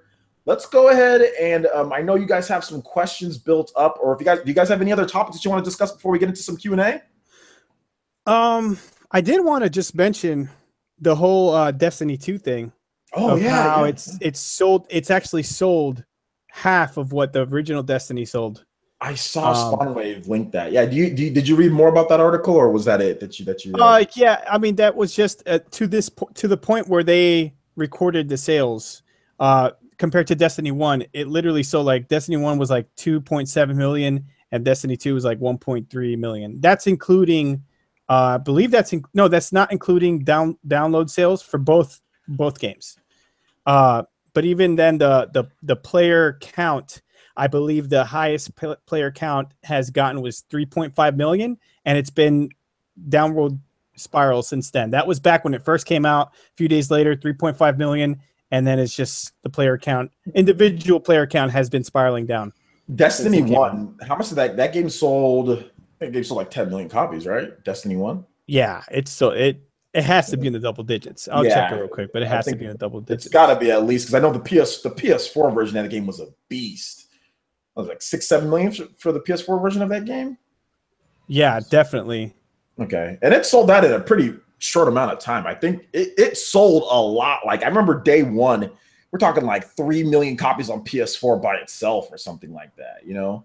Yeah. So I'm pretty sure that game sold double digits when you combine on PS4 it sold 5.67 million. The not first counting, one, not counting digital. So not counting digital. Nice. Yeah. I mean, for me, Destiny 2 it looks too much like the first one. It plays too much like the first one. I have it on both platforms, and I've played it a total of 3 times. That's it. I'm done with it. Yeah. Visor Grunt R34 says basically Destiny 1 sold on hype. Yeah. And I think it did. Obviously, the game is nowhere near as good as the sales that it gets, but I do feel that like Destiny, it can be a good game though. I don't think so. No, the problem is the developers, man. It's the developers. I think it's tied to the progression of the game. That's what people complain about. The mechanics for shooting, I mean, they're good, right? I mean, Mikhail, what do you say that they're pretty good? Like the way that they shoot, the way that it looks, like the guns. Like I don't think there's a problem with that. I think it's the single player campaign, and I think it's the progression, how they do progression, how grindy it is, the mission structure. These are the things that they need, like someone in there with a little bit better, better RPG. Like they could have, you know what I'm saying? Yeah, like Gearbox, like with whatchamacallit, what's the Borderlands? Borderlands, yes, yeah. They could have done something like that. Well, that's the thing. You know, they built up so much hype for this game. I bought into the hype, man. I was so incredibly excited for this game. And you know, and I played a lot of Borderlands, so I'm thinking like, oh my god, this is going to blow that game out of the water. It's going to be so big. The developers, while they were showing the game, the first one, they're like, you see where you can, where the background is, you could go over there. Literally, he said that, and you could go over there, dude. It is just like a regular Halo level. Each level is just like a Halo level. That's basically it is. It's very closed, very compact. You can't really do any, like, there's no exploration, and I don't know, man. Like, I think Destiny 2 is just more of the same. You know, more of the same. If they would have done it more, like you said, Mikhail, closer to like a Borderlands vibe, but keep all those like shooting mechanics, because Borderlands shooting mechanics are garbage. Like, they really are. Yeah. But keep those shooting mechanics. I think that was the recipe, a mixture of those two things. But they just went all Halo with minor RPG elements added in there. Well, that's what I'm saying. They need to bring someone in that knows a little bit more about progression. Their progression is trash. How you get new things, how you get stuff, like it's just trash. It's like it's very loot boxy-ish, you know, how you get certain things, exotics, rares, things like that. I don't like the way that they do progression at all, and I think that's what they need to fix. And then they need someone that knows how to make a single player campaign. Can we get a real single player campaign instead of spending money on Antonio Brown dancing? You know what I'm saying? Like dancing and promoting the game. Like Antonio Brown has nothing to do with Destiny. I don't think he even cares. He's dating too many Instagram models, you know what I'm saying? Like that, he does not care about Destiny. He is playing football for the Steelers. He does not care. Like, why are you spending? Because I know he's not cheap, by the way. Antonio Brown demands a lot of money for advertisements. He's not he's a boss, and he tells people that he is, like, you know, the money that he makes. So it's expensive to get him. Why spend money on Antonio Brown instead of spending money on actually getting someone who can make your single player better, who can make a better progression? Hire people that know, because you can clearly tell that these people don't know how to make an RPG. And I think that's the biggest thing. Like, these people don't know how to make an RPG, and that's why progression, that's why people complain. They know how to make a shooter. They know how to make a shooter, but they don't know how to make an RPG. And it shows. It truly shows in how you progress through this game, and how the single player campaign is so trash. I hate Destiny's single player campaign. Like, I hate. Oh, go ahead. Oh, it's not just the RPG elements, though. Like, they screwed it up with so many things. Like, first of all, you got all these amazing voice actors. Like, all these voice actors they picked, those people are great, fantastic actors. They didn't use them. They barely used them in the game. The only actor that they used a lot in the game was the guy from Game of Thrones, the actor from Game of Thrones. You guys know who I'm talking about. Before they replaced him. Yeah, before they replaced him. But when the guy they used the most was the guy that did the worst kind of work. Like he was so horrible, and they had to replace him. You know, like and it's that. It's the story. The story was so they set it up to be such an epic, like the next Star Wars kind of tale. You know, like it was such an epic story. They completely I don't even know what up. was going on, and to be honest, in the first game. Because they messed it up. They messed it up. But if you read all the grimoire cards, they had such a cool lore behind it. Like everything was so great, but they didn't put it in the game. They just made you read it on cards. But it all made like this whole story was convoluted. Like they had something in order, but they kind of just screwed everything up. So they just throw it out there. People won't care. It's a shooter. So it's just a lot of problems, man. A lot of people don't care. I mean, I was watching Destiny on PC. It looks like such a cool game, though. You know, like I was watching Destiny in 4K, and I'm like, this just looks so cool. You know, like it looks so great, but they just can't. They can't follow through when it comes to where it matters. You know, like where it really matters. They don't follow through. Like I don't like I was watching Angry Joe his review. They're talking about a 7-hour raid to get through one part. I'm like, well, wait a minute, hold up. Did you just say 7 hours to get through one raid for the possibility of getting a rare or an exotic that might be the same thing that you just got for one part? See, and that's when you disrespect my time. See, and that's another thing that if you disrespect my time when it comes to those things, that's where I have an issue with games. And Destiny 2 disrespects your time. They expect you to be some type of streamer who all you do is play Destiny 2 all day to try to get exotics and stuff. No. They need to fix their progression. Make it, in my opinion, it should be like you buy it, you get through, you just have normal, like everything is so like it's tied to weird things in Destiny as far as how you get like better guns, how you get rares and exotics. Everything is freaking weird with these games. And I just wish that they made it like simpler as far as the progression of it. I don't know. Maybe I'm old school. I like to just be able, you got experience, you got money. You go buy the gun, from this place. So anyway. You know what's the better Destiny? Warframe. I keep hearing that. I keep hearing people talk about Warframe. I've been playing it since 2013. And I'm over here. When I go between Warframe and Destiny, I'm like, Warframe's is so much better. It's free to play. It graphically looks better than Destiny. And like, if you want, like, since Destiny 2 and Destiny 1 have become so DLC heavy, the way Warframe is, you can buy it if you want, but you don't have to. Like, you guys should definitely check it out. I need to check out Warframe because too many people have talked about Warframe at this point. Like, I've had multiple people tell me, hey, have you played Warframe? And I'm like, no, like, you need to play Warframe. I'm like, all right, I need to check this out. I definitely need to check it out, man. Yeah, me too. But real quick, going back to the sales, I think the people spoke for what they tried to hype up with the first Destiny and what they actually gave us with the game, and they tried to do the same. People said, nope, not having it, not buying into that again because they got burnt from the first game. So I think that's anyway, I feel that's why it hasn't sold as well. Even though it's a better game, they say everybody's saying they took the first Destiny and just tweaked it and it's better, but it's still kind of the same. I put that on Spawnwave's post when I saw that. I was like, I bought the first game. I couldn't be bothered with the second. It's not like my problem is that there's no real there was a lot of issues, and yes, they made things better, but with all that money, with the budget that you have, like, why isn't the game better than what it is? You know what I'm saying? Like, what is the reason why the game isn't actually better than what it is? You didn't go from a different system. This isn't going from PS3 and 360 only to PS4, Xbox One. This game was on PS4. You're using the same engine. It's clear. You're not changing systems. Like, what is the excuse for this game not being dramatically better than Destiny 1? And I don't think it's dramatically better. It's just better. It's a bit better here and there, but there's other issues that crop up. So I think it's a combination of what you said, people just not falling into the hype, people playing Destiny 1 and saying, I'm not getting screwed over again. But I think Activision and Blizzard are savvy enough to know that would happen, right? I would think that. I would hope. And it's already on sale. Like it's only been out a month. Yeah, it's on sale. Man. It's on sale for $35, or you can get it for $49 on Amazon. So, oh goodness. Yeah. I mean, it'll be $29. It'll be $25 by Black Friday. So yeah, they don't care because they have you buying dances on there. You know, they don't care. They want you to just pay the initial fee, and then they know that you're most likely going to give them more money later down the line. And that's why I told people when people were saying, "Oh, well, what's wrong with a game not keeping its value?" I'm like, well, developers are going to start counteracting that with ways to make up for their game being devalued. If you think about it, if you're a publisher and you're like, my game's going to be $20 in 2 months, what are you going to do?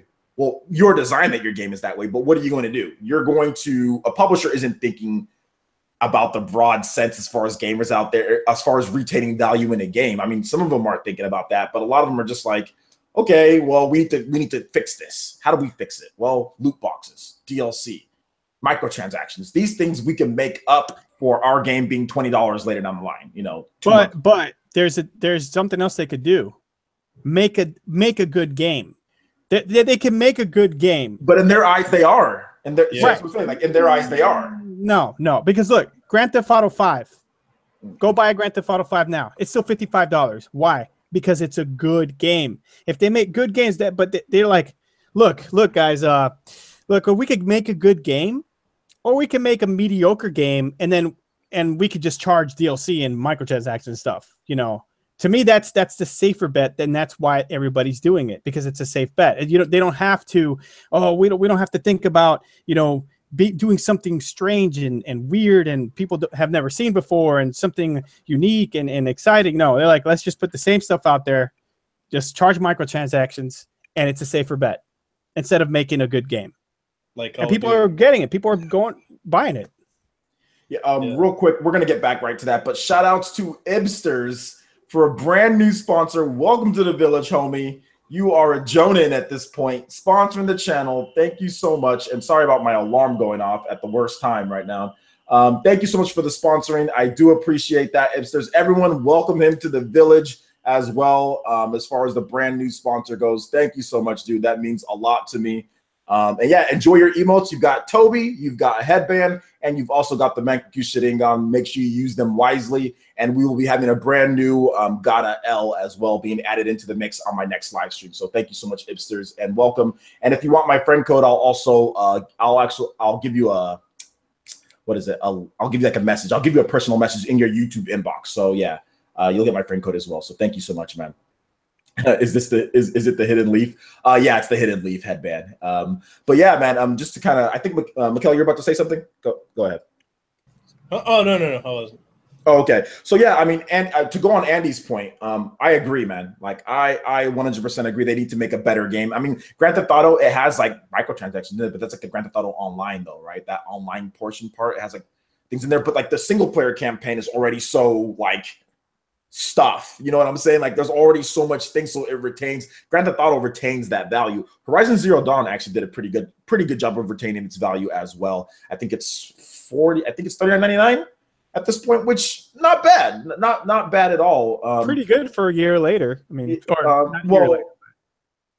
good because usually you'll see Sony games, like Sony's first party does, most of them do a good job, like Sony's main ones, but other ones just do horrible. Like for example, like Gravity Rush, that was like $30 like a couple months later. So it kind of depends on a lot of things, but like, I think Horizon Zero Dawn has a lot of content in there and it's a great game, and it's retained its value. It doesn't microtransaction the hell out of you and stuff like that, So I think Destiny, I think they need to take like what Andy's saying, is create a better game and maybe the value would be there more. I think there's other stuff, but yeah, man, I think that's the first step, would be actually creating a game with more content, better value. Because when you strip out, Destiny's a lot of fluff, like there's not a ton of content in there when you think about it. Like there's a lot of fluff in Destiny. Like, oh, well, we have these classes and we have these rares, but the single player campaign's super short.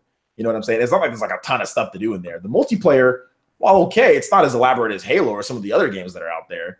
So it's kind of a lot of empty, I want to say empty promises, but a lot of like just fluff. It just doesn't seem like to me like it's a lot of actually great content going through story-wise, single-player content-wise as well. Whereas Horizon and you know, some of the other games have been like that as well. So yeah, man.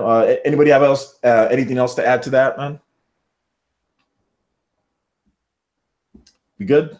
All right. So we're gonna go ahead and get into good topic, by the way, Andy. Thank you for that.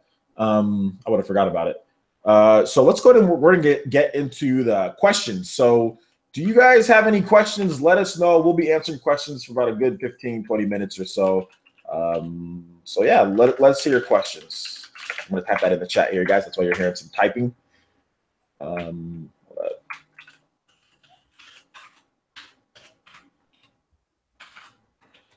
I can't type all of a sudden. OJ, Kobe or LeBron James? My personal style of how I like to play basketball, LeBron James. But I can realize how great Kobe is. I don't know. Do you guys have anything to add on that? LBJ all the way. LBJ. Because and you're from he's a ball hog, dude. He's just a ball hog. And let me guess, you're from the East Coast. You're from the East Coast. Yeah, from Florida. Yeah, from Florida. I was a Miami Heat fan for years ago. That changed. Totally unrelated. Totally unrelated. What about you, Mikel? No, this LeBron James. I mean, I respect Kobe, but the way I play as well is just like LeBron. Yeah. Because I like to pass. If I was 6'8", I'd be in the NBA. I swear I would. I swear I'd be in the NBA if I was 6 foot. Give me 6'6", and I swear I'd be in the NBA. I was actually a better basketball player than I was a football player, but I only had to play football because I was so short. I'm barely 5'9", so I couldn't really play basketball. Oh, I can, but it's just tough. Like nobody's gonna give you a scholarship. You're not really gonna get a chance at 5'8.5", you know. So and yes, I know, guys. Hey, man, Nate Robinson. Spud Webb, Nate Robinson. I know, but I'm not Spud Webb or Nate Robinson, okay? Or Muggsy Bogues, okay? It's tough. Playing against tall people is tough. Like I said, I went to Fresno State. When you see Paul George from across from you, you can't really do much against Paul George. I mean, he's like, because Paul George was a freshman when I was, I think, a junior, and we would play in the rec all the time. And he's 6'8", and he's just as fast as me. Wait, so you seriously played with Paul George in high school? Like in college? Oh, in college? We both went to Fresno State. He was the basketball guys would play at the rec center all the time. So Paul George was there, was always playing at the rec center, you know, and I had to go up against him at times. And, you know, he wasn't a jerk. Like he wouldn't just back me down in the post. You know what I'm saying? Like he didn't play that way against me. He would play like a guard would play, you know? So, I mean, he could have easily just backed me down. Like he would play like a guard would play.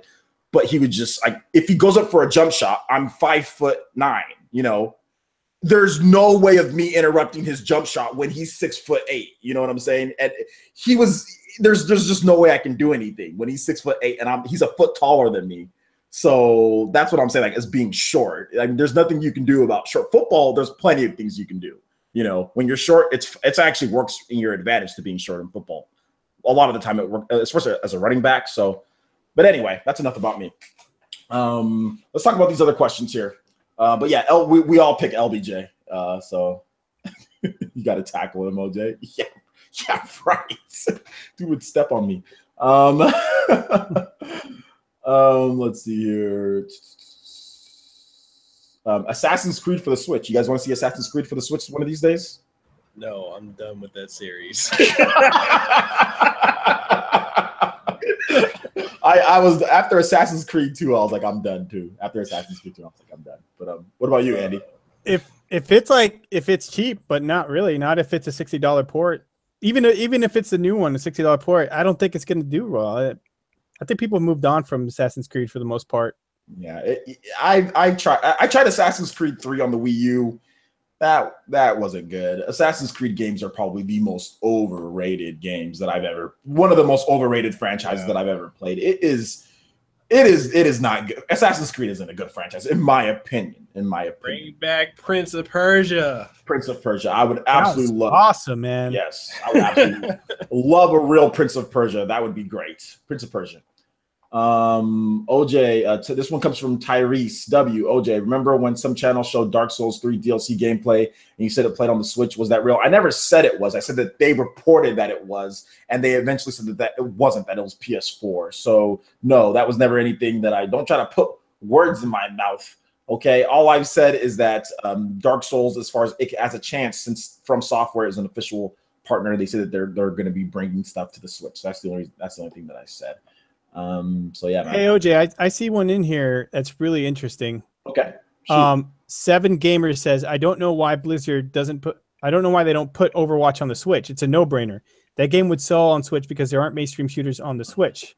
So why don't they do it? It's a no-brainer. Maybe they are. You know, maybe they haven't ruled it out at this point. So maybe they are. Maybe they're taking their time to make a good port. Overwatch is one of those games. I don't think it matters when it comes out, just as long as it comes out. You know, obviously you don't want to wait like 3 or 4 years or whatever. But it's one of those games that's going to be supported for how many years now? It's going to be supported for 5 or 6 years. Like they're going to be going with Overwatch for a while. I don't think they're going to make an Overwatch 2 anytime soon. Yeah. So would it include a Nintendo unique character in it? It would be nice if it did, but I don't know if they want to do that, because then you get rid of crossplay. That might be a crossplay issue, right? Yeah. Well, maybe it'll be something like, you know, it's like a timed release or whatever. First on Nintendo for like a few months, and then. But if it's a Nintendo, would Nintendo allow a character, one of their own characters, to be on another system? I don't think so. That's the only thing. Yeah, and here's a good comment too. I think he said for Overwatch, Blizzard must wait for Nintendo to prepare their online. That's also another thing. Oh yeah, that's true. Yeah. Didn't Discord offer to make the online services for Nintendo? No, they offered to have an app. Oh, okay. An app for like they didn't even offer. They just said, would you guys want to see? And even then, it would have to be approved by Nintendo, which we don't even have Netflix at this point. So I think Nintendo's honestly waiting for their online to actually be functional before we even get any of that. So some people are saying Nintendo skins for Overwatch. So that would be cool. Yeah. Like I don't know what you could do, like a Samus Fire Emblem. Maybe like a Fire Emblem for Genji. Yeah. That'd be cool. What about you? Are you big into Overwatch at all, Mikhail? That's it. I honestly have not played it. I'm waiting to see if it comes on Switch. If not, I will eventually get it on PC, but I just don't want to. I want to wait and see if something's happening with that. That'd be a game that I'd play in portable mode, play a round or two here and there in between editing. It wouldn't be a game that I'm like hardcore, because I've tried it on PlayStation 4. There's no real like upgrade progression in that game, which I don't like. Yeah. Which I understand why they do. Don't get me wrong, I understand why they do. It's a competitive game.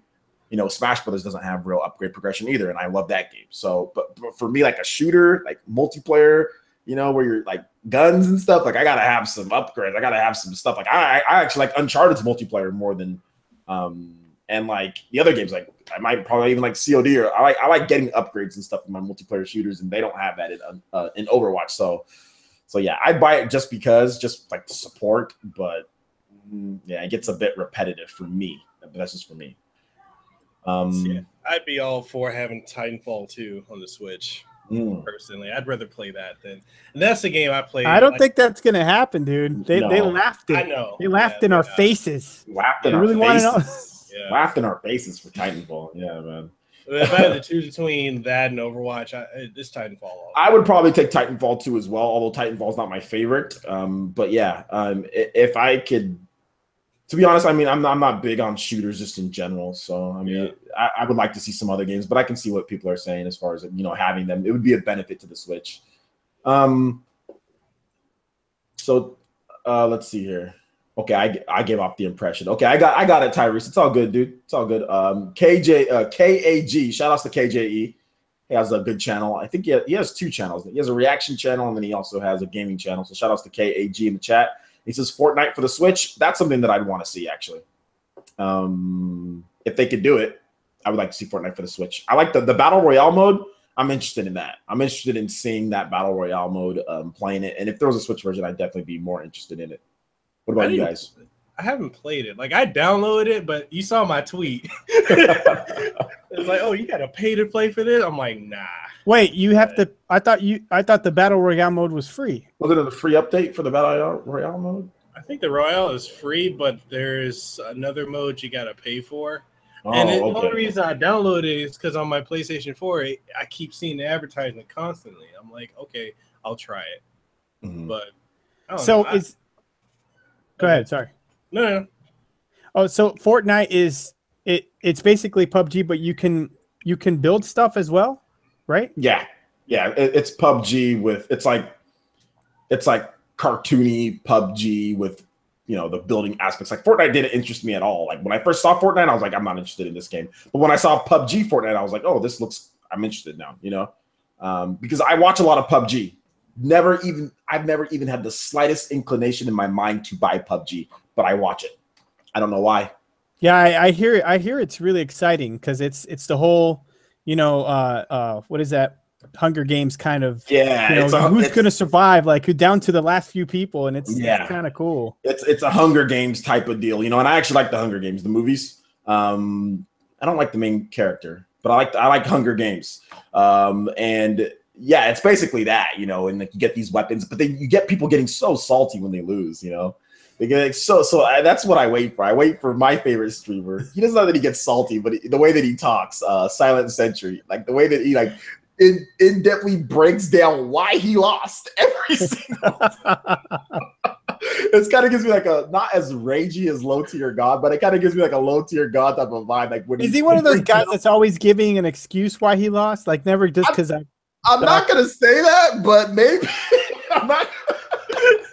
Silent Sentry, he's never gonna watch. See, what had happened was. But here's the thing: he is so in depth. He will break down why. Okay, well that guy was over there, but there's nothing that I could do because I flanked me over on this side. I'm just like, I'm just like silent. Okay, like, I don't ever type anything in the chat, but I don't know. I just find it funny, So yeah, man. But like we talked about earlier, there's that other game coming out that it's basically Fortnite. It's like a Western Fortnite, right? The Crazy Justice. Yeah, that looks really cool. Yeah, it does look pretty good. I need to back it on the Kickstarter or whatever. Yeah, it's $15 right now. It's normally $25. If you're gonna wait for it to come out, it's $25. But if you pay $15 now, that's the price you'll get it for. Okay. So nice. Okay, and I pressed something on my computer, and I don't know how to fix it. Give me a second. Another question, or yeah, go ahead and take another question because I can't see my chat right now because I pressed something. All right. Let me see. Kind of talked about that already. Okay, I fixed it. Cool. Okay. You go ahead and okay, got it. Poke Madness. Chill out, bro. Chill out in the chat, Poke Madness. I'll answer your question right now. So you can chill.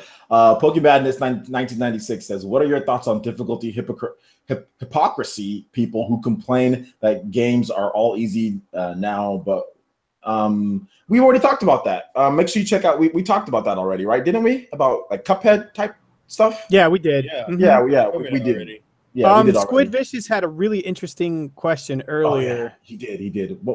Squid, what was your question again?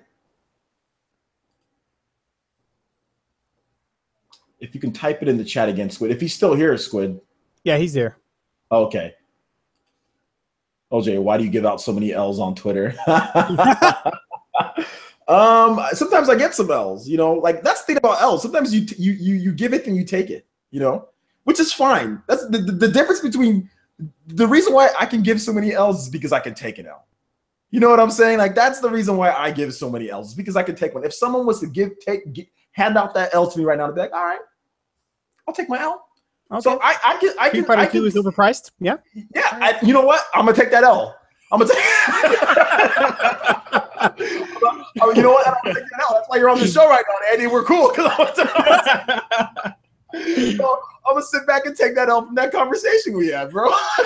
You were probably right. You were probably right on that one. So I'm gonna sit back and I'm gonna take an L on that one. You know, so I think that's the main difference between me and some of these guys out there. It's like I give L's because I can take them. If I'm wrong on something, I'll ultimately say, you know what? And I was wrong about Capcom being a crappy company to Nintendo, because they're a crappy company to everybody. So I was wrong about that too. That's true. That's true. They are kind of crappy to everyone. But let's see the Squid Vicious's question here. He says, OJ, what do Mikel and Koloko think of the definition of AAA games these days? Given games like Cuphead and some crazy sales numbers for indies on the Switch, is it about budget anymore or studio? What do you guys think about that? You guys can start off. Whoever wants to go first there. Go ahead, Mikel. I got traffic noise, so I'm muting my mic. All right, go ahead first. Andy, you want to go first then? Oh yeah. Well, I think it definitely has changed. You know, the same way we were looking at AAA huge third parties. There's been a few things. The actual economy, gaming economy, the way it works now, you know, you have a huge AAA game like a Madden, like a Destiny, you know, they're $40 2 months later, a month later. So, you know, the value of that, is it really that valuable? Does it really cost that much to make a huge game? And then you have these other games like Cuphead selling like crazy and people are going crazy over it. Golf Story, people are going crazy over this game, and they're little, you know, indie games. It's because these games are made by actual, not to discourage or disparage the other games, but these games are made by people that actually have heart in the game, and that really appreciate what they're doing, and that want to give, you know, the fan base something different, a different experience, a good experience, instead of just thinking about dollar signs and thinking about just big budget, you know. And it's like it's just, I compare it to movies, because video games are very similar to movies. And you think about a movie that has a low production budget, but that was made, you know, by really smart people, and that they knew what they were trying to bring, a new experience. And then you look at a Michael Bay movie, you know, explosion. That's it, explosion. And it's a high dollar budget movie. And yes, you'll get a lot of people going to it, but which of the two is actually better experience for the moviegoer? It's like a perfect example, like Get Out. Like Get Out would probably be a very simple example of that. Very. I'm thinking, can I make Get Out? I was thinking after, I was like, I'm like, can I do that? Obviously I can't. But I'm joking with that. But yeah, that's a very good example. Like Get Out, passionate. Mr. Peele, very passionate about what he does, you know, and about the type of movies that he's making. And his next project, I forgot. I think he's making something on Mike Tyson. He's doing a movie on Mike Tyson with Spike Lee. You know, that's passion. You know, I never thought he had that in him, man. He's gonna do it, man. But he's gonna do it. But by the end of Get Out, I everything that I thought I knew about the characters, I did it. Like everything was like reversed. You know, that girl who acted did a very good job of tricking everyone, I guess. But yeah, man, I see what you're saying with movies, though. Like it definitely, you're right. You know, when it comes to that. What about you, Mikel? Like, how do you feel about this whole AAA to indie type of deal?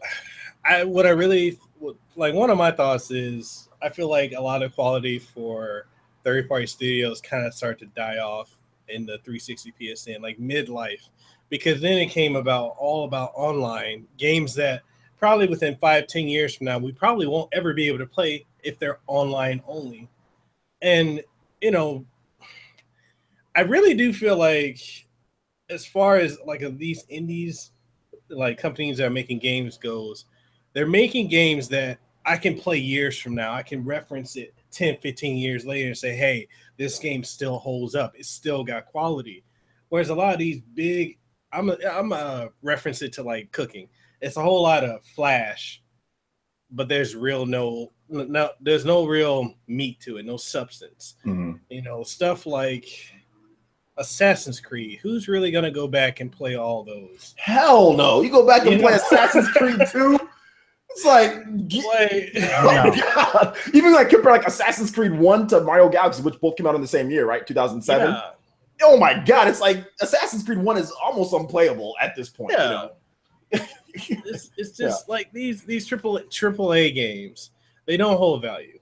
They just don't. Like, to me, No. There's very few. I think games like Persona, you can go back 10 years from now and be like, yo, that was hype. You know, like kids can do that because you can actually do that with the old person. You can do that with the Shin Megami Tensei games. A little rough around some of the edges, but you can still do that. Xenogears, I think, aside from the graphics, you know, that game is amazing. You can still go back. You can still because like it was made with the passion. I think not Xenosaga, but Xenogears. Xenogears. I said Xenogears. Here we go. Nier Automata, I think that's a game as well that you can go back and play. I think 10 years from now, you could probably go back and play and be pretty good. Bayonetta, yeah. Yeah, Bayonetta. You can tell the passion for some of the developers, but like you said, like the big budget developers, ones that focus on the online and all that, I think online should always just be a separate type of deal. I'm not huge on the online dependent games because that's when it does create the, okay, well, what are we going to do to make this game sell the most, you know, right at this point. So yeah, man, I agree with you there, but we're going to go ahead and move on questions here just so we can get some more in. Ben, I don't know how to say this. Onye. I should know how to say this. I'm Nigerian as well. Ben, I feel ashamed of myself right now. Ben Onye Kewe. I'm so sorry to my mom right now. She'd be disappointed with me. Ben says, OJ, does YouTube pay better than actually getting the job advice for newcomers? Absolutely not. Do not do YouTube as a job starting out. That should never be that's a big mistake that anyone could make, was doing YouTube as a job. First and foremost, always have it as a side job until you feel that you're comfortable, until you feel that you can make the money steadily. Even on your worst day, you can make enough to where it covers all your expenses. Even in your worst month, it needs to be able to cover all your expenses and then a little sum on top of that before you can even consider YouTube being a thing. You know, YouTube's not even my only job, and you know, I make an okay amount. So still not, I still need to do better, obviously, but no, obviously, like no. Get a job and do it on the side. I can't stress that enough. Get a job and do it on the side. Definitely. Let's see. Do you guys see any other good questions here? Sorry, guys. Sorry for the people in the chat. The questions are just going by so much, and we all like taking time to answer them. I'll kind of go through. If you guys can see any ones that you're like, let me know, and I'll just kind of go through quickly and answer some of these questions here. Metroid Prime 4. Would you rather play using Wii controls like the trilogy or OG GameCube controls, original version? I would like to have an option of motion or IR aiming or button controls. What do you guys think for Metroid Prime 4? Go ahead. Yeah, same. I mean, just as long as it's not the same controls that were on the GameCube, because those were a little clunky. So kind of clunky, like the lock-on system. And yeah, what about Mikkel? Same thing for you, or? Yeah, I need to have an option. Yeah, I definitely would want the option. Option would be good between the two. Like Splatoon has options, so same thing, right? I see one. I see a question by Alex Turabov. How about Heroes of the Storm on Switch? Heroes of the Storm is a MOBA from Blizzard, and it's good. I played it a bit. Is it good? Yeah, it's pretty good. It's decent. It's a, you know, let's say now that we have the first MOBA coming with Arena of Valor that's coming to the Switch. They need to bring more MOBAs. There's never been a MOBA on a Nintendo system, and that's a huge, man. It's like the biggest tournament of every year is a MOBA tournament. It's a Dota, you know. Yeah. So that Nintendo needs a piece of that. Like, so yeah, I think that would be a good fit. Maybe they're gonna start off with that Arena of Valor game and see how that does. Maybe some more come over after that. Heroes of Storm, is that on PS4 and Xbox One? No, PC. Yeah, just PC that I know of. Yeah. Just PC. But they have what's that game from Epic? They have Paragon. That's a pretty good MOBA. League of Legends. They have Paragon. They have Paragon, and they also have what's the other MOBA that people are playing? There's like a cartoony-ish, like a cel-shaded type MOBA on the Xbox One. I forgot what it's called, but I played it. I played it at E3 a while back. It's from Epic as well. No, it's not from Epic. It's from I forgot what the company was, but there's a MOBA on Xbox One and PC that's like cartoon styled MOBA. Forgot the name of it, but I covered it a while back. Smite. No, not Smite. Not Smite. It's a different one. Gigantic. There we go. Gigantic. Yeah, I never heard of that one. Yeah. Yeah, it's cool. I played it. I played it at E3 with a bunch of other people. It was fun when I played it. But yeah, Gigantic and Smite. Yeah, so they're saying that Smite maybe should come over to the Switch, which Smite is on PS4 and Xbox One, right? Like, I'm pretty sure that game's on there. So yeah, we'll see. KAG with another question here: will Switch pass Xbox One sales next year? No, I don't think so. No, I don't think it would have to. It would to pass the sales, because that means Xbox would have to basically not be selling at all, right? Because I mean, I think Microsoft is still pulling in at least 7 million how many? At least 7 million plus consoles a year. If we're just going to go from 2013 to this point, I think they're over 30 million. So they're pulling in 7 point something million consoles a year. You know, I don't. The sales would really have to tank down to almost nothing. Like, they'd have to sell 7 million. Then some, all of that. So I don't know about next year. Maybe 2 years. I mean, I kind of feel like people should stop trying to compare like the Switch sales to what Xbox and PlayStation have now, because I feel like that's kind of unrealistic. Like, if it came out the same time, like in 2013, then yeah, that would be more of a fair comparison. But if we're gonna, I mean, it's done phenomenally in the first. We're not even a year in. It's done phenomenally. I'll give it that. But as far as outselling the Xbox by next year, no, I don't think so. Yeah, it's at Xbox One's at 30 million right now. Yeah. I don't see it. I do see it catching up to it and eventually outselling it. I do, eventually, but not in the next year. Yeah. Not in the well, because Microsoft, you can't sit here and cut Japan off. I mean, Japan is on pace. They've already sold nearly 2 million Switches already. You know what I'm saying? Like, you can't. That is a big base of people that in Xbox just doesn't sell anything in Japan. So you have essentially one of the biggest markets in the world selling nothing. You know, so that's the reason why eventually Switch is going to catch up, because Xbox sells nothing in Japan. So yeah, but yeah, I do agree with Mikkel a bit. Like, you know, comparing the two, obviously Switches came out 3 years after, 4 years, almost 4 years after, you know, so that's not necessarily fair. I see one. I saw. Oh, sorry, go ahead. You guys both save them so we can get both of them in. Okay. Was it Iram Bitarba? Okay, I'm butchering your name. It's all good, man. People, I butcher everything. Okay, just to let you know. The person says, "Do you think Xbox One X will be a failure?" What's the definition of a success? Like, because Microsoft already knows that this thing isn't going to sell like crazy numbers. Phil Spencer just said it. Yeah. So I don't know. That's a tough question. A failure in what way? I mean, yeah, like that's the definition. You need to define that a little bit more. Because, I mean, what are we comparing it to? Are we comparing it to the original PlayStation 4 and Xbox One, or are we comparing the Xbox One X to the PS4 Pro? Yeah. So, you know. Which we still don't know the numbers of the PS4 Pro, by the way. Sony won't reveal them. So, because everyone's buying the PS4, the standard like they'll reveal vague stuff like, oh, well, every 1 in 5 that we're selling could be a PlayStation 4 Pro. Like, they reveal really weird type of numbers, so we don't have anything solid on it. So I don't know, Andy, you have anything to add on that, or you feel it's different? Well, I mean, the Xbox One is still outpacing the Xbox 360 up to its lifetime sales up to this point. It's still outpacing it. So as far as the system sold, you know, that's successful. You can't say it's unsuccessful.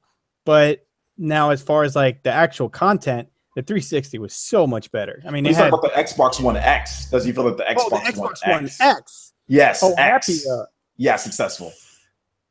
I don't think so. $500 is a lot of money, man. And people that are that worried about graphic fidelity and that they're willing to pay that much, that's a very small net that Microsoft is casting. You know what I mean? Like, that's a very small net. That's a very particular range of people that they're targeting. And those people, or a lot of them, will just buy a PC or just upgrade their PC. If they, why are you going to spend that much money just so someone could tell you, yeah, but it's not the best looking game. It's not the way you can play it, you know, the best looking way. Like, you could still play it looking better on a PC.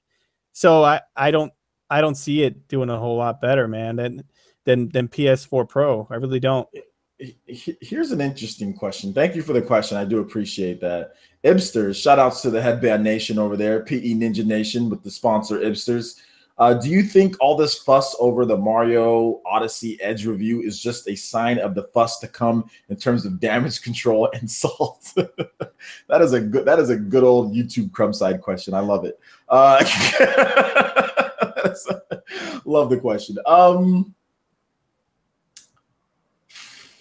I don't know. Somebody else want to go first, Andy? What does he mean by that? Like, some people are saying that it's you're not part of the YouTube crumb, so you don't know what it's bot. Is it because a lot of people are saying that it's a bot, that it's a marketing thing? So this thing is complex. So let me explain to you. People like to say whenever something gets something, certain sides of people will bash it, you know, and say, oh, that's not as good because they're damage controlling for the success that Nintendo's having. So that's the pretense that you need to know. He's addressing these people, just generally people, first of all. I know this because, like I said, I used to be part of Crumbside. So this is definitely a super Crumbside question. But I'm not saying that in a bad way, by the way, guys. I'm not saying it in a bad way. I was waiting for Stone Fox Media to say something. Wait, that's definitely, I'm waiting for Dr. Trey to just come up here and say, like, what it do, bro? Have that seat. Have that seat. Definitely a question. Dr. Trey would have been like, he's just going to automatically just come into the podcast and answer this question for us. First of all, Dr. Trey is one of my favorite YouTubers, by the way. Let me just, I'm not saying that he's Crumbside. He's actually very intelligent. And I'd probably say I put him in my top 5 YouTubers, like easily top 5. And in the upper half of the top 5, by the way. And it's so entertaining to see all his comment sections. Oh, exactly. So that's what I'm saying. But that's who... Not Dr. Trey, but that's who this guy is addressing. Is the people in those? That's who he's addressing. Trey is an awesome YouTuber, but the people in his comment section, they're crazy. So that's who he's addressing. And to put it this way, yes, I do feel that some people are going to use this as excuses, as, oh, well, this is Mario. I mean, we're already seeing some of it, right? This is something that you're never going to avoid, right? Like with people trying to say, oh, well, it's Mario. They're giving this on purpose to try to downplay the success of the Switch. You know what I'm saying? We're seeing even Nintendo, people who say that they love Nintendo do this, you know? So people who claim to love Nintendo, they will downplay things. They will heighten negativity. They will downplay positivity. They'll downplay the actual sales. They'll do all sorts of things in order to push their narrative. So yes, I do see that. To answer your question after all of that, I do see your point as far as what you're trying to say here.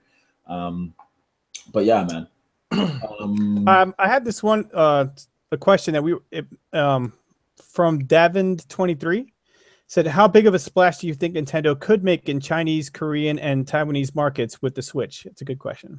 Yeah, that is. I need to know more about the console markets there before I say anything. Like that's the reason why I haven't talked about it too much. But yeah, any place to where you can sell. I think China is going to be it's a big opportunity, but China, both for PlayStation 4 and Xbox One, they both failed there. So we'll see if Nintendo can do, well, I wouldn't say that they failed, but they haven't really sold anything there. That's not a real super viable market or anything. So we'll see what happens, you know.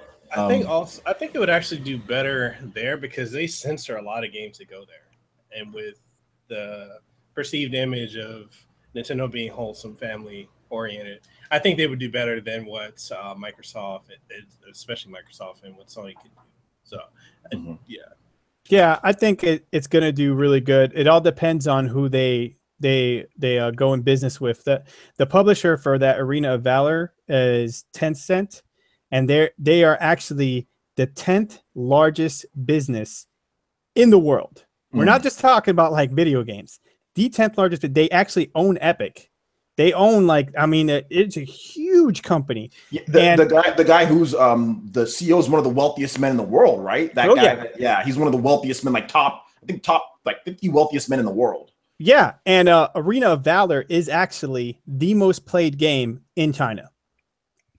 Period. And it's coming to Switch. And it's coming to Switch. And exclusive. It's not. Well, obviously it's on mobile devices.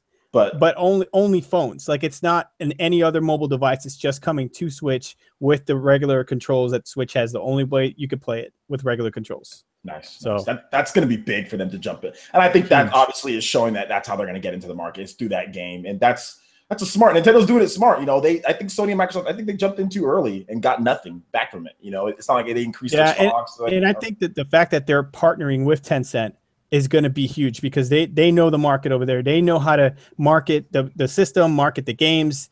That's what they needed. They needed a strong partner. And I think, who else can you get but like one of the biggest companies in the world? So yeah, I need to do more. I'll have a formal video on that, guys, once I do more research on Tencent and the actual market as far as what they do there.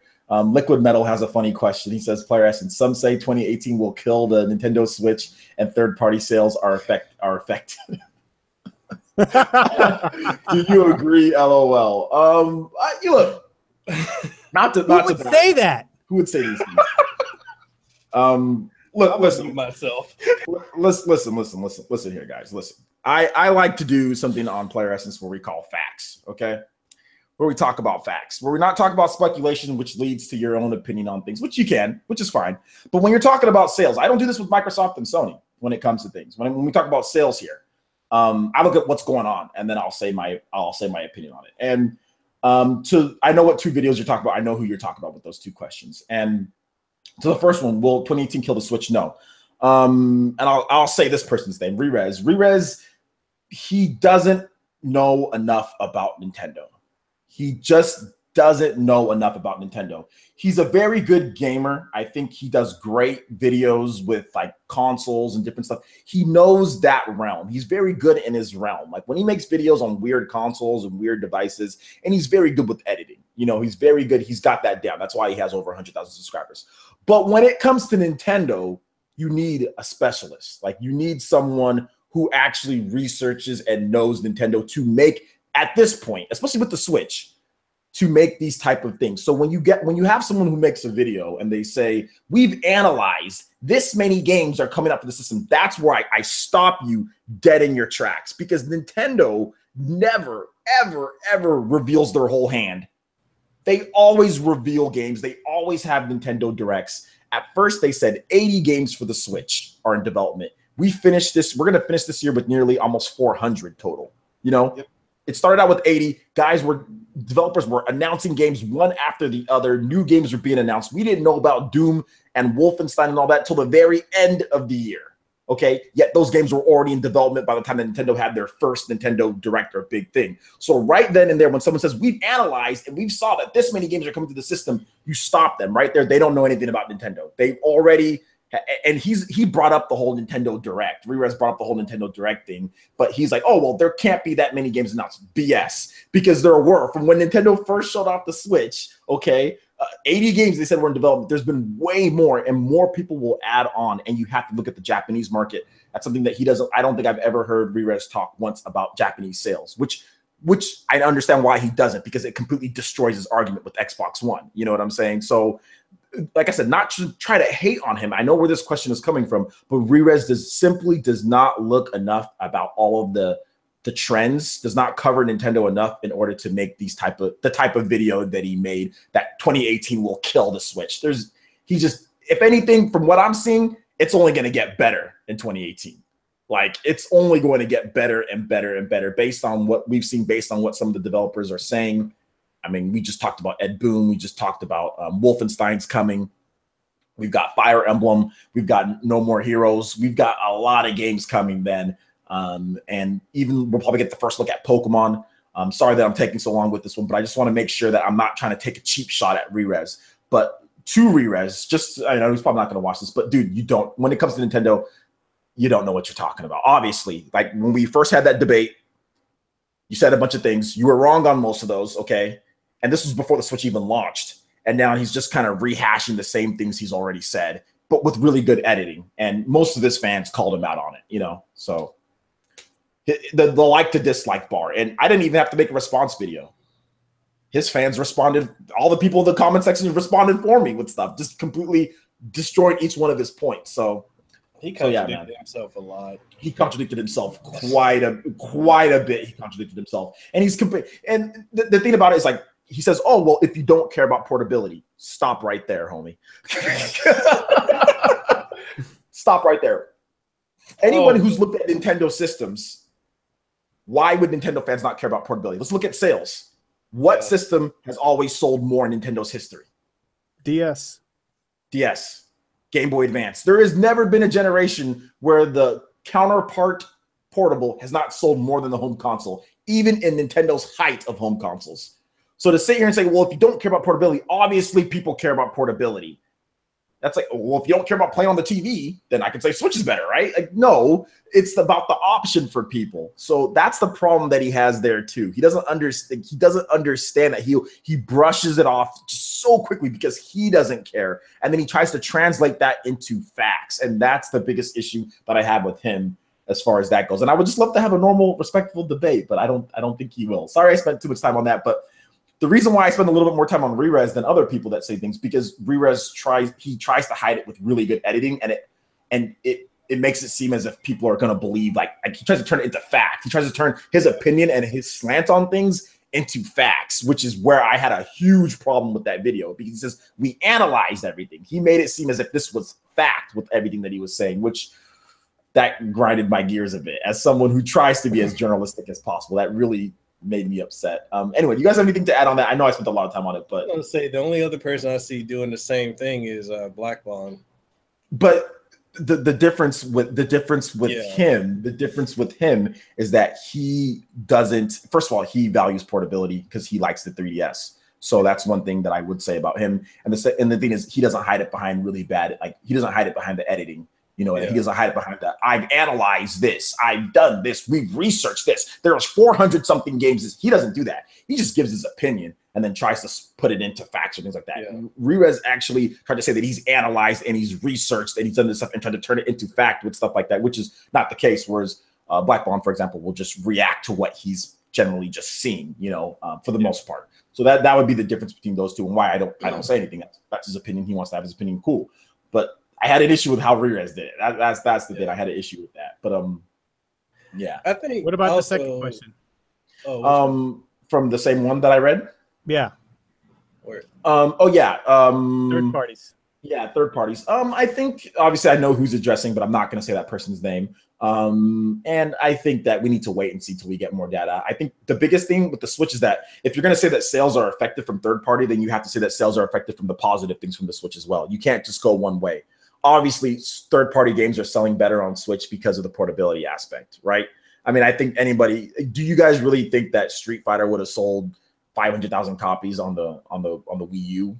No, you know what I'm saying? Like, people are playing it because you can play it anywhere. You know, and then also the excuse is, oh, but there's nothing to play. That's why that game sold. Okay, so how come mostly every developer has said, or not mostly every developer, but a lot of developers have come out and said, wow, this is the biggest amount of sales that we've ever received on any platform that we're getting on the Switch, and they keep saying that. So how long is that argument going to last? That there's not anything to play on the Switch?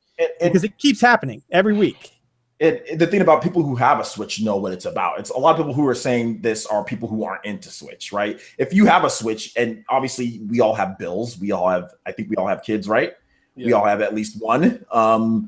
There's money. You got to spend money on these games. I mean, so you can't afford everything. So, and there's already enough games. There's already too many games as is, and we all have multiple consoles, whether it's PC or not. So it's not like we can buy everything. I think the Switch has provided us with enough games. It's not because, oh, well, these games are selling because there's nothing else. No, that's not the case. If anything, that's the Wii U. You know what I'm saying? Like that's the Wii because the games were so sparingly in between. With the Switch, there's a lot of games to play. They come out in a succession. In 1 month, we had, what was it? Pokken, Dragon Ball Z. We had a ton of different games in 1 month. What? Can you close the door? I'm right in the middle of something. Okay, give me a second. So yeah, every month we had something. Yeah, you're right. Yeah. So I mean that's the thing. You know, there's always something different to play.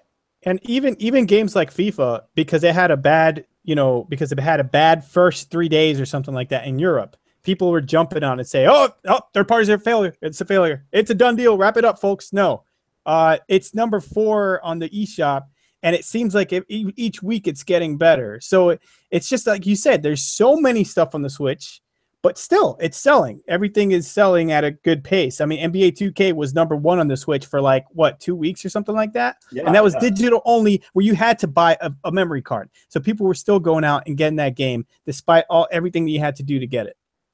So I think the biggest thing too is like the biggest thing is that you need to see the sales improve from like the 3DS and the Wii, or Wii U.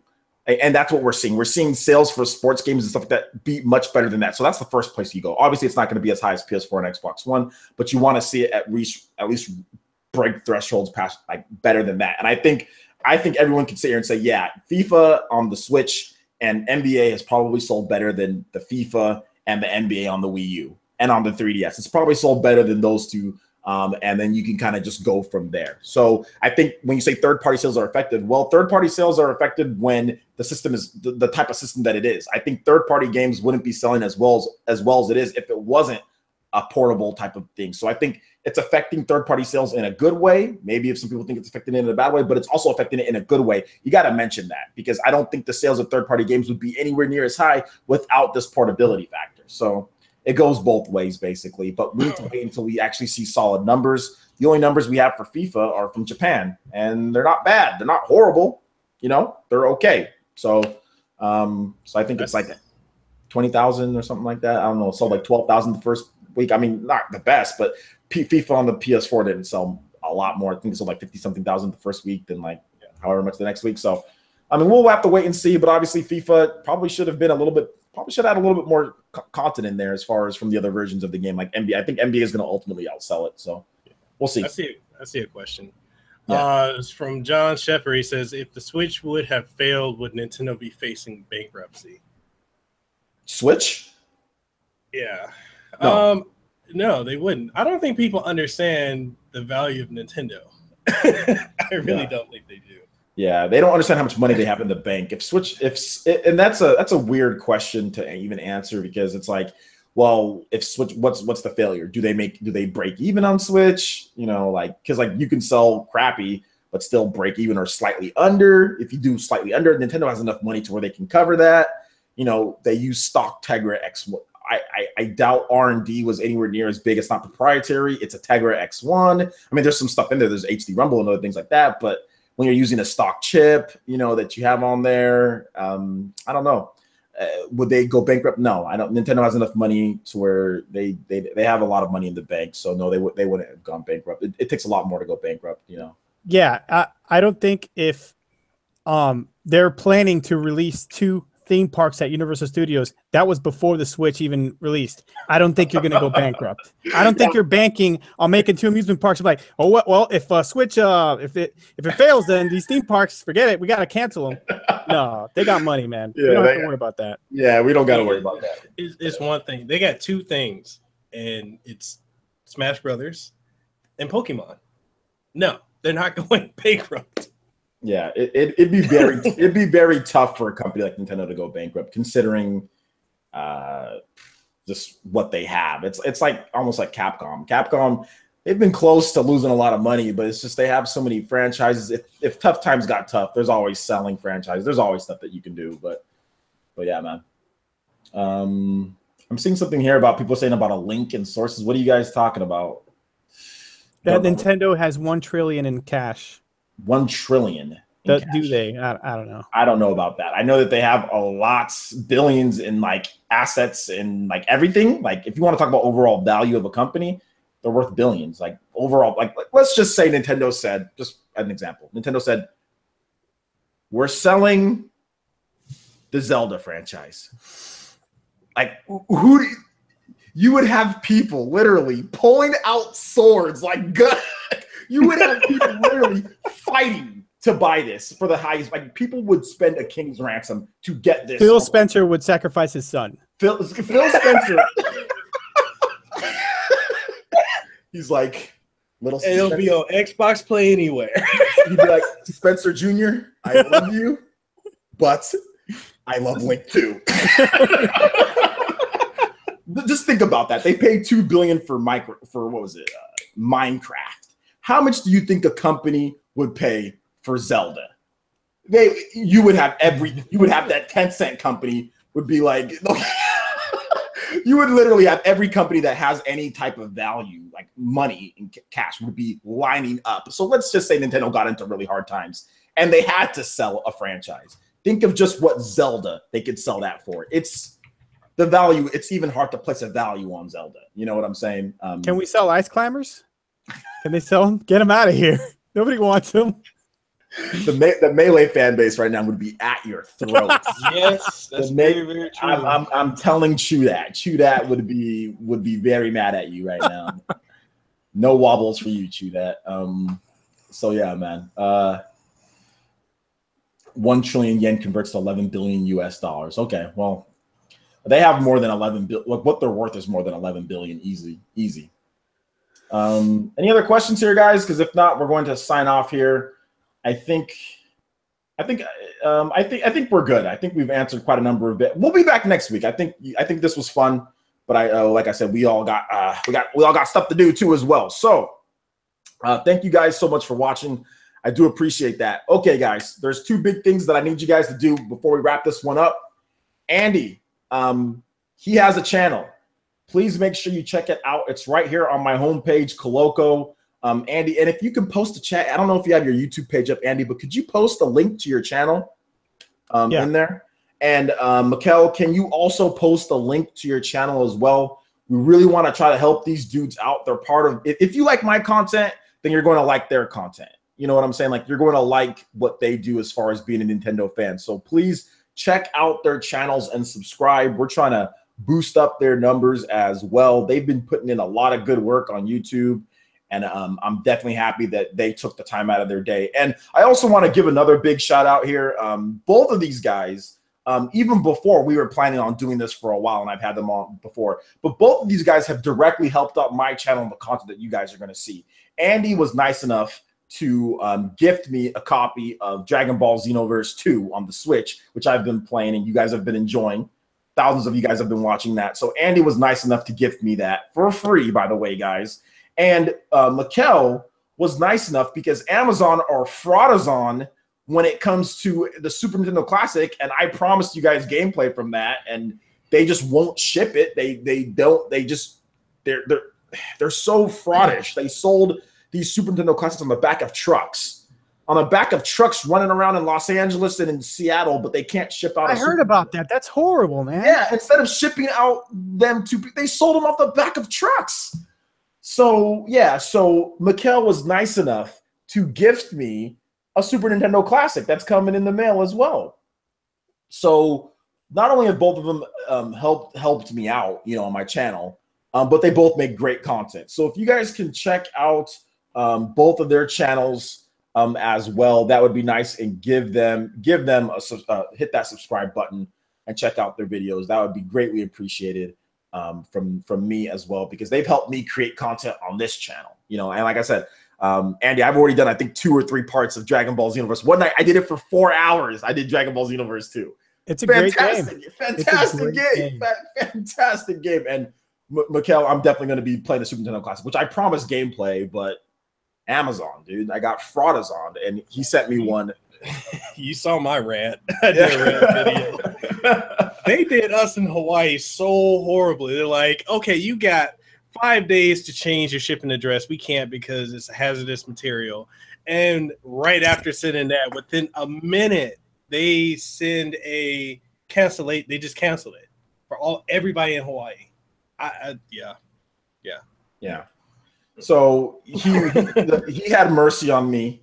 And he got me an extra one. Like I said, free again as well. Both of them helping me create content on the channel. So that's the reason why I wanted to. Well, we were already planning on having them on beforehand, but why I really wanted to kind of get something going so you guys can check out their channels as well. And you guys can see, obviously, they have great personalities. They know what they're talking about when it comes to gaming. You know, they know just as much, if not more, than me when it comes to things. So yeah, make sure you check out their channels, guys. They do great content. I'm watching Andy's Let's Plays, fantastic Let's Plays.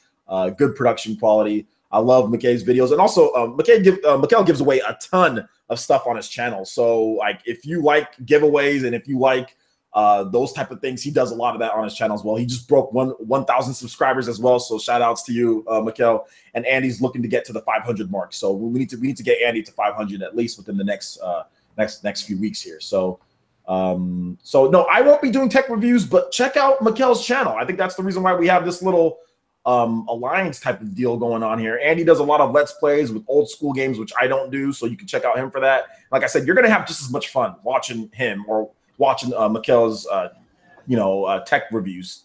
I suck at tech reviews. I'm not good with tech in the first place, you know? Like, nice. We know you are. No, I'm actually not. I'm actually not. And the thing is, like, people sometimes think I am because of like when I do like obs and stuff like that, but you guys don't realize that took me a million hours to do. What you guys don't realize is that took me forever to learn how to do everything with these type of things. So yeah, man. But yeah, thank you guys so much for watching. I do appreciate it. And hopefully you guys will be back for the next PlayerEssence Cross Nintendo Awakening. We'll be back next week with episode or number 2. And yeah, make sure you check out those guys' videos. Thanks so much for watching. And sign-offs. So, Andy, sign off, baby. What do we got here? See you guys. That's all I got. That's all you got. Mikhail, sign off. Oh, this is Mikhail Casanova, Hawaii's favorite YouTuber. Yes, I took that title onto myself. It's been a joy being on this channel, being on the stream. So make sure you subscribe to everybody's channel, and I'll see you guys in the next one. And I am OJ, and I'm a horrible YouTuber. But please continue watching my stuff. Thank you guys so much. And thank you so much for the 30,000 subscribers, guys. I'll have a special at some point. But thank you guys so much. I do appreciate the 30,000 subscribers. Thank you guys so much. We'll see you guys for the next one. Bye-bye. See ya. Peace.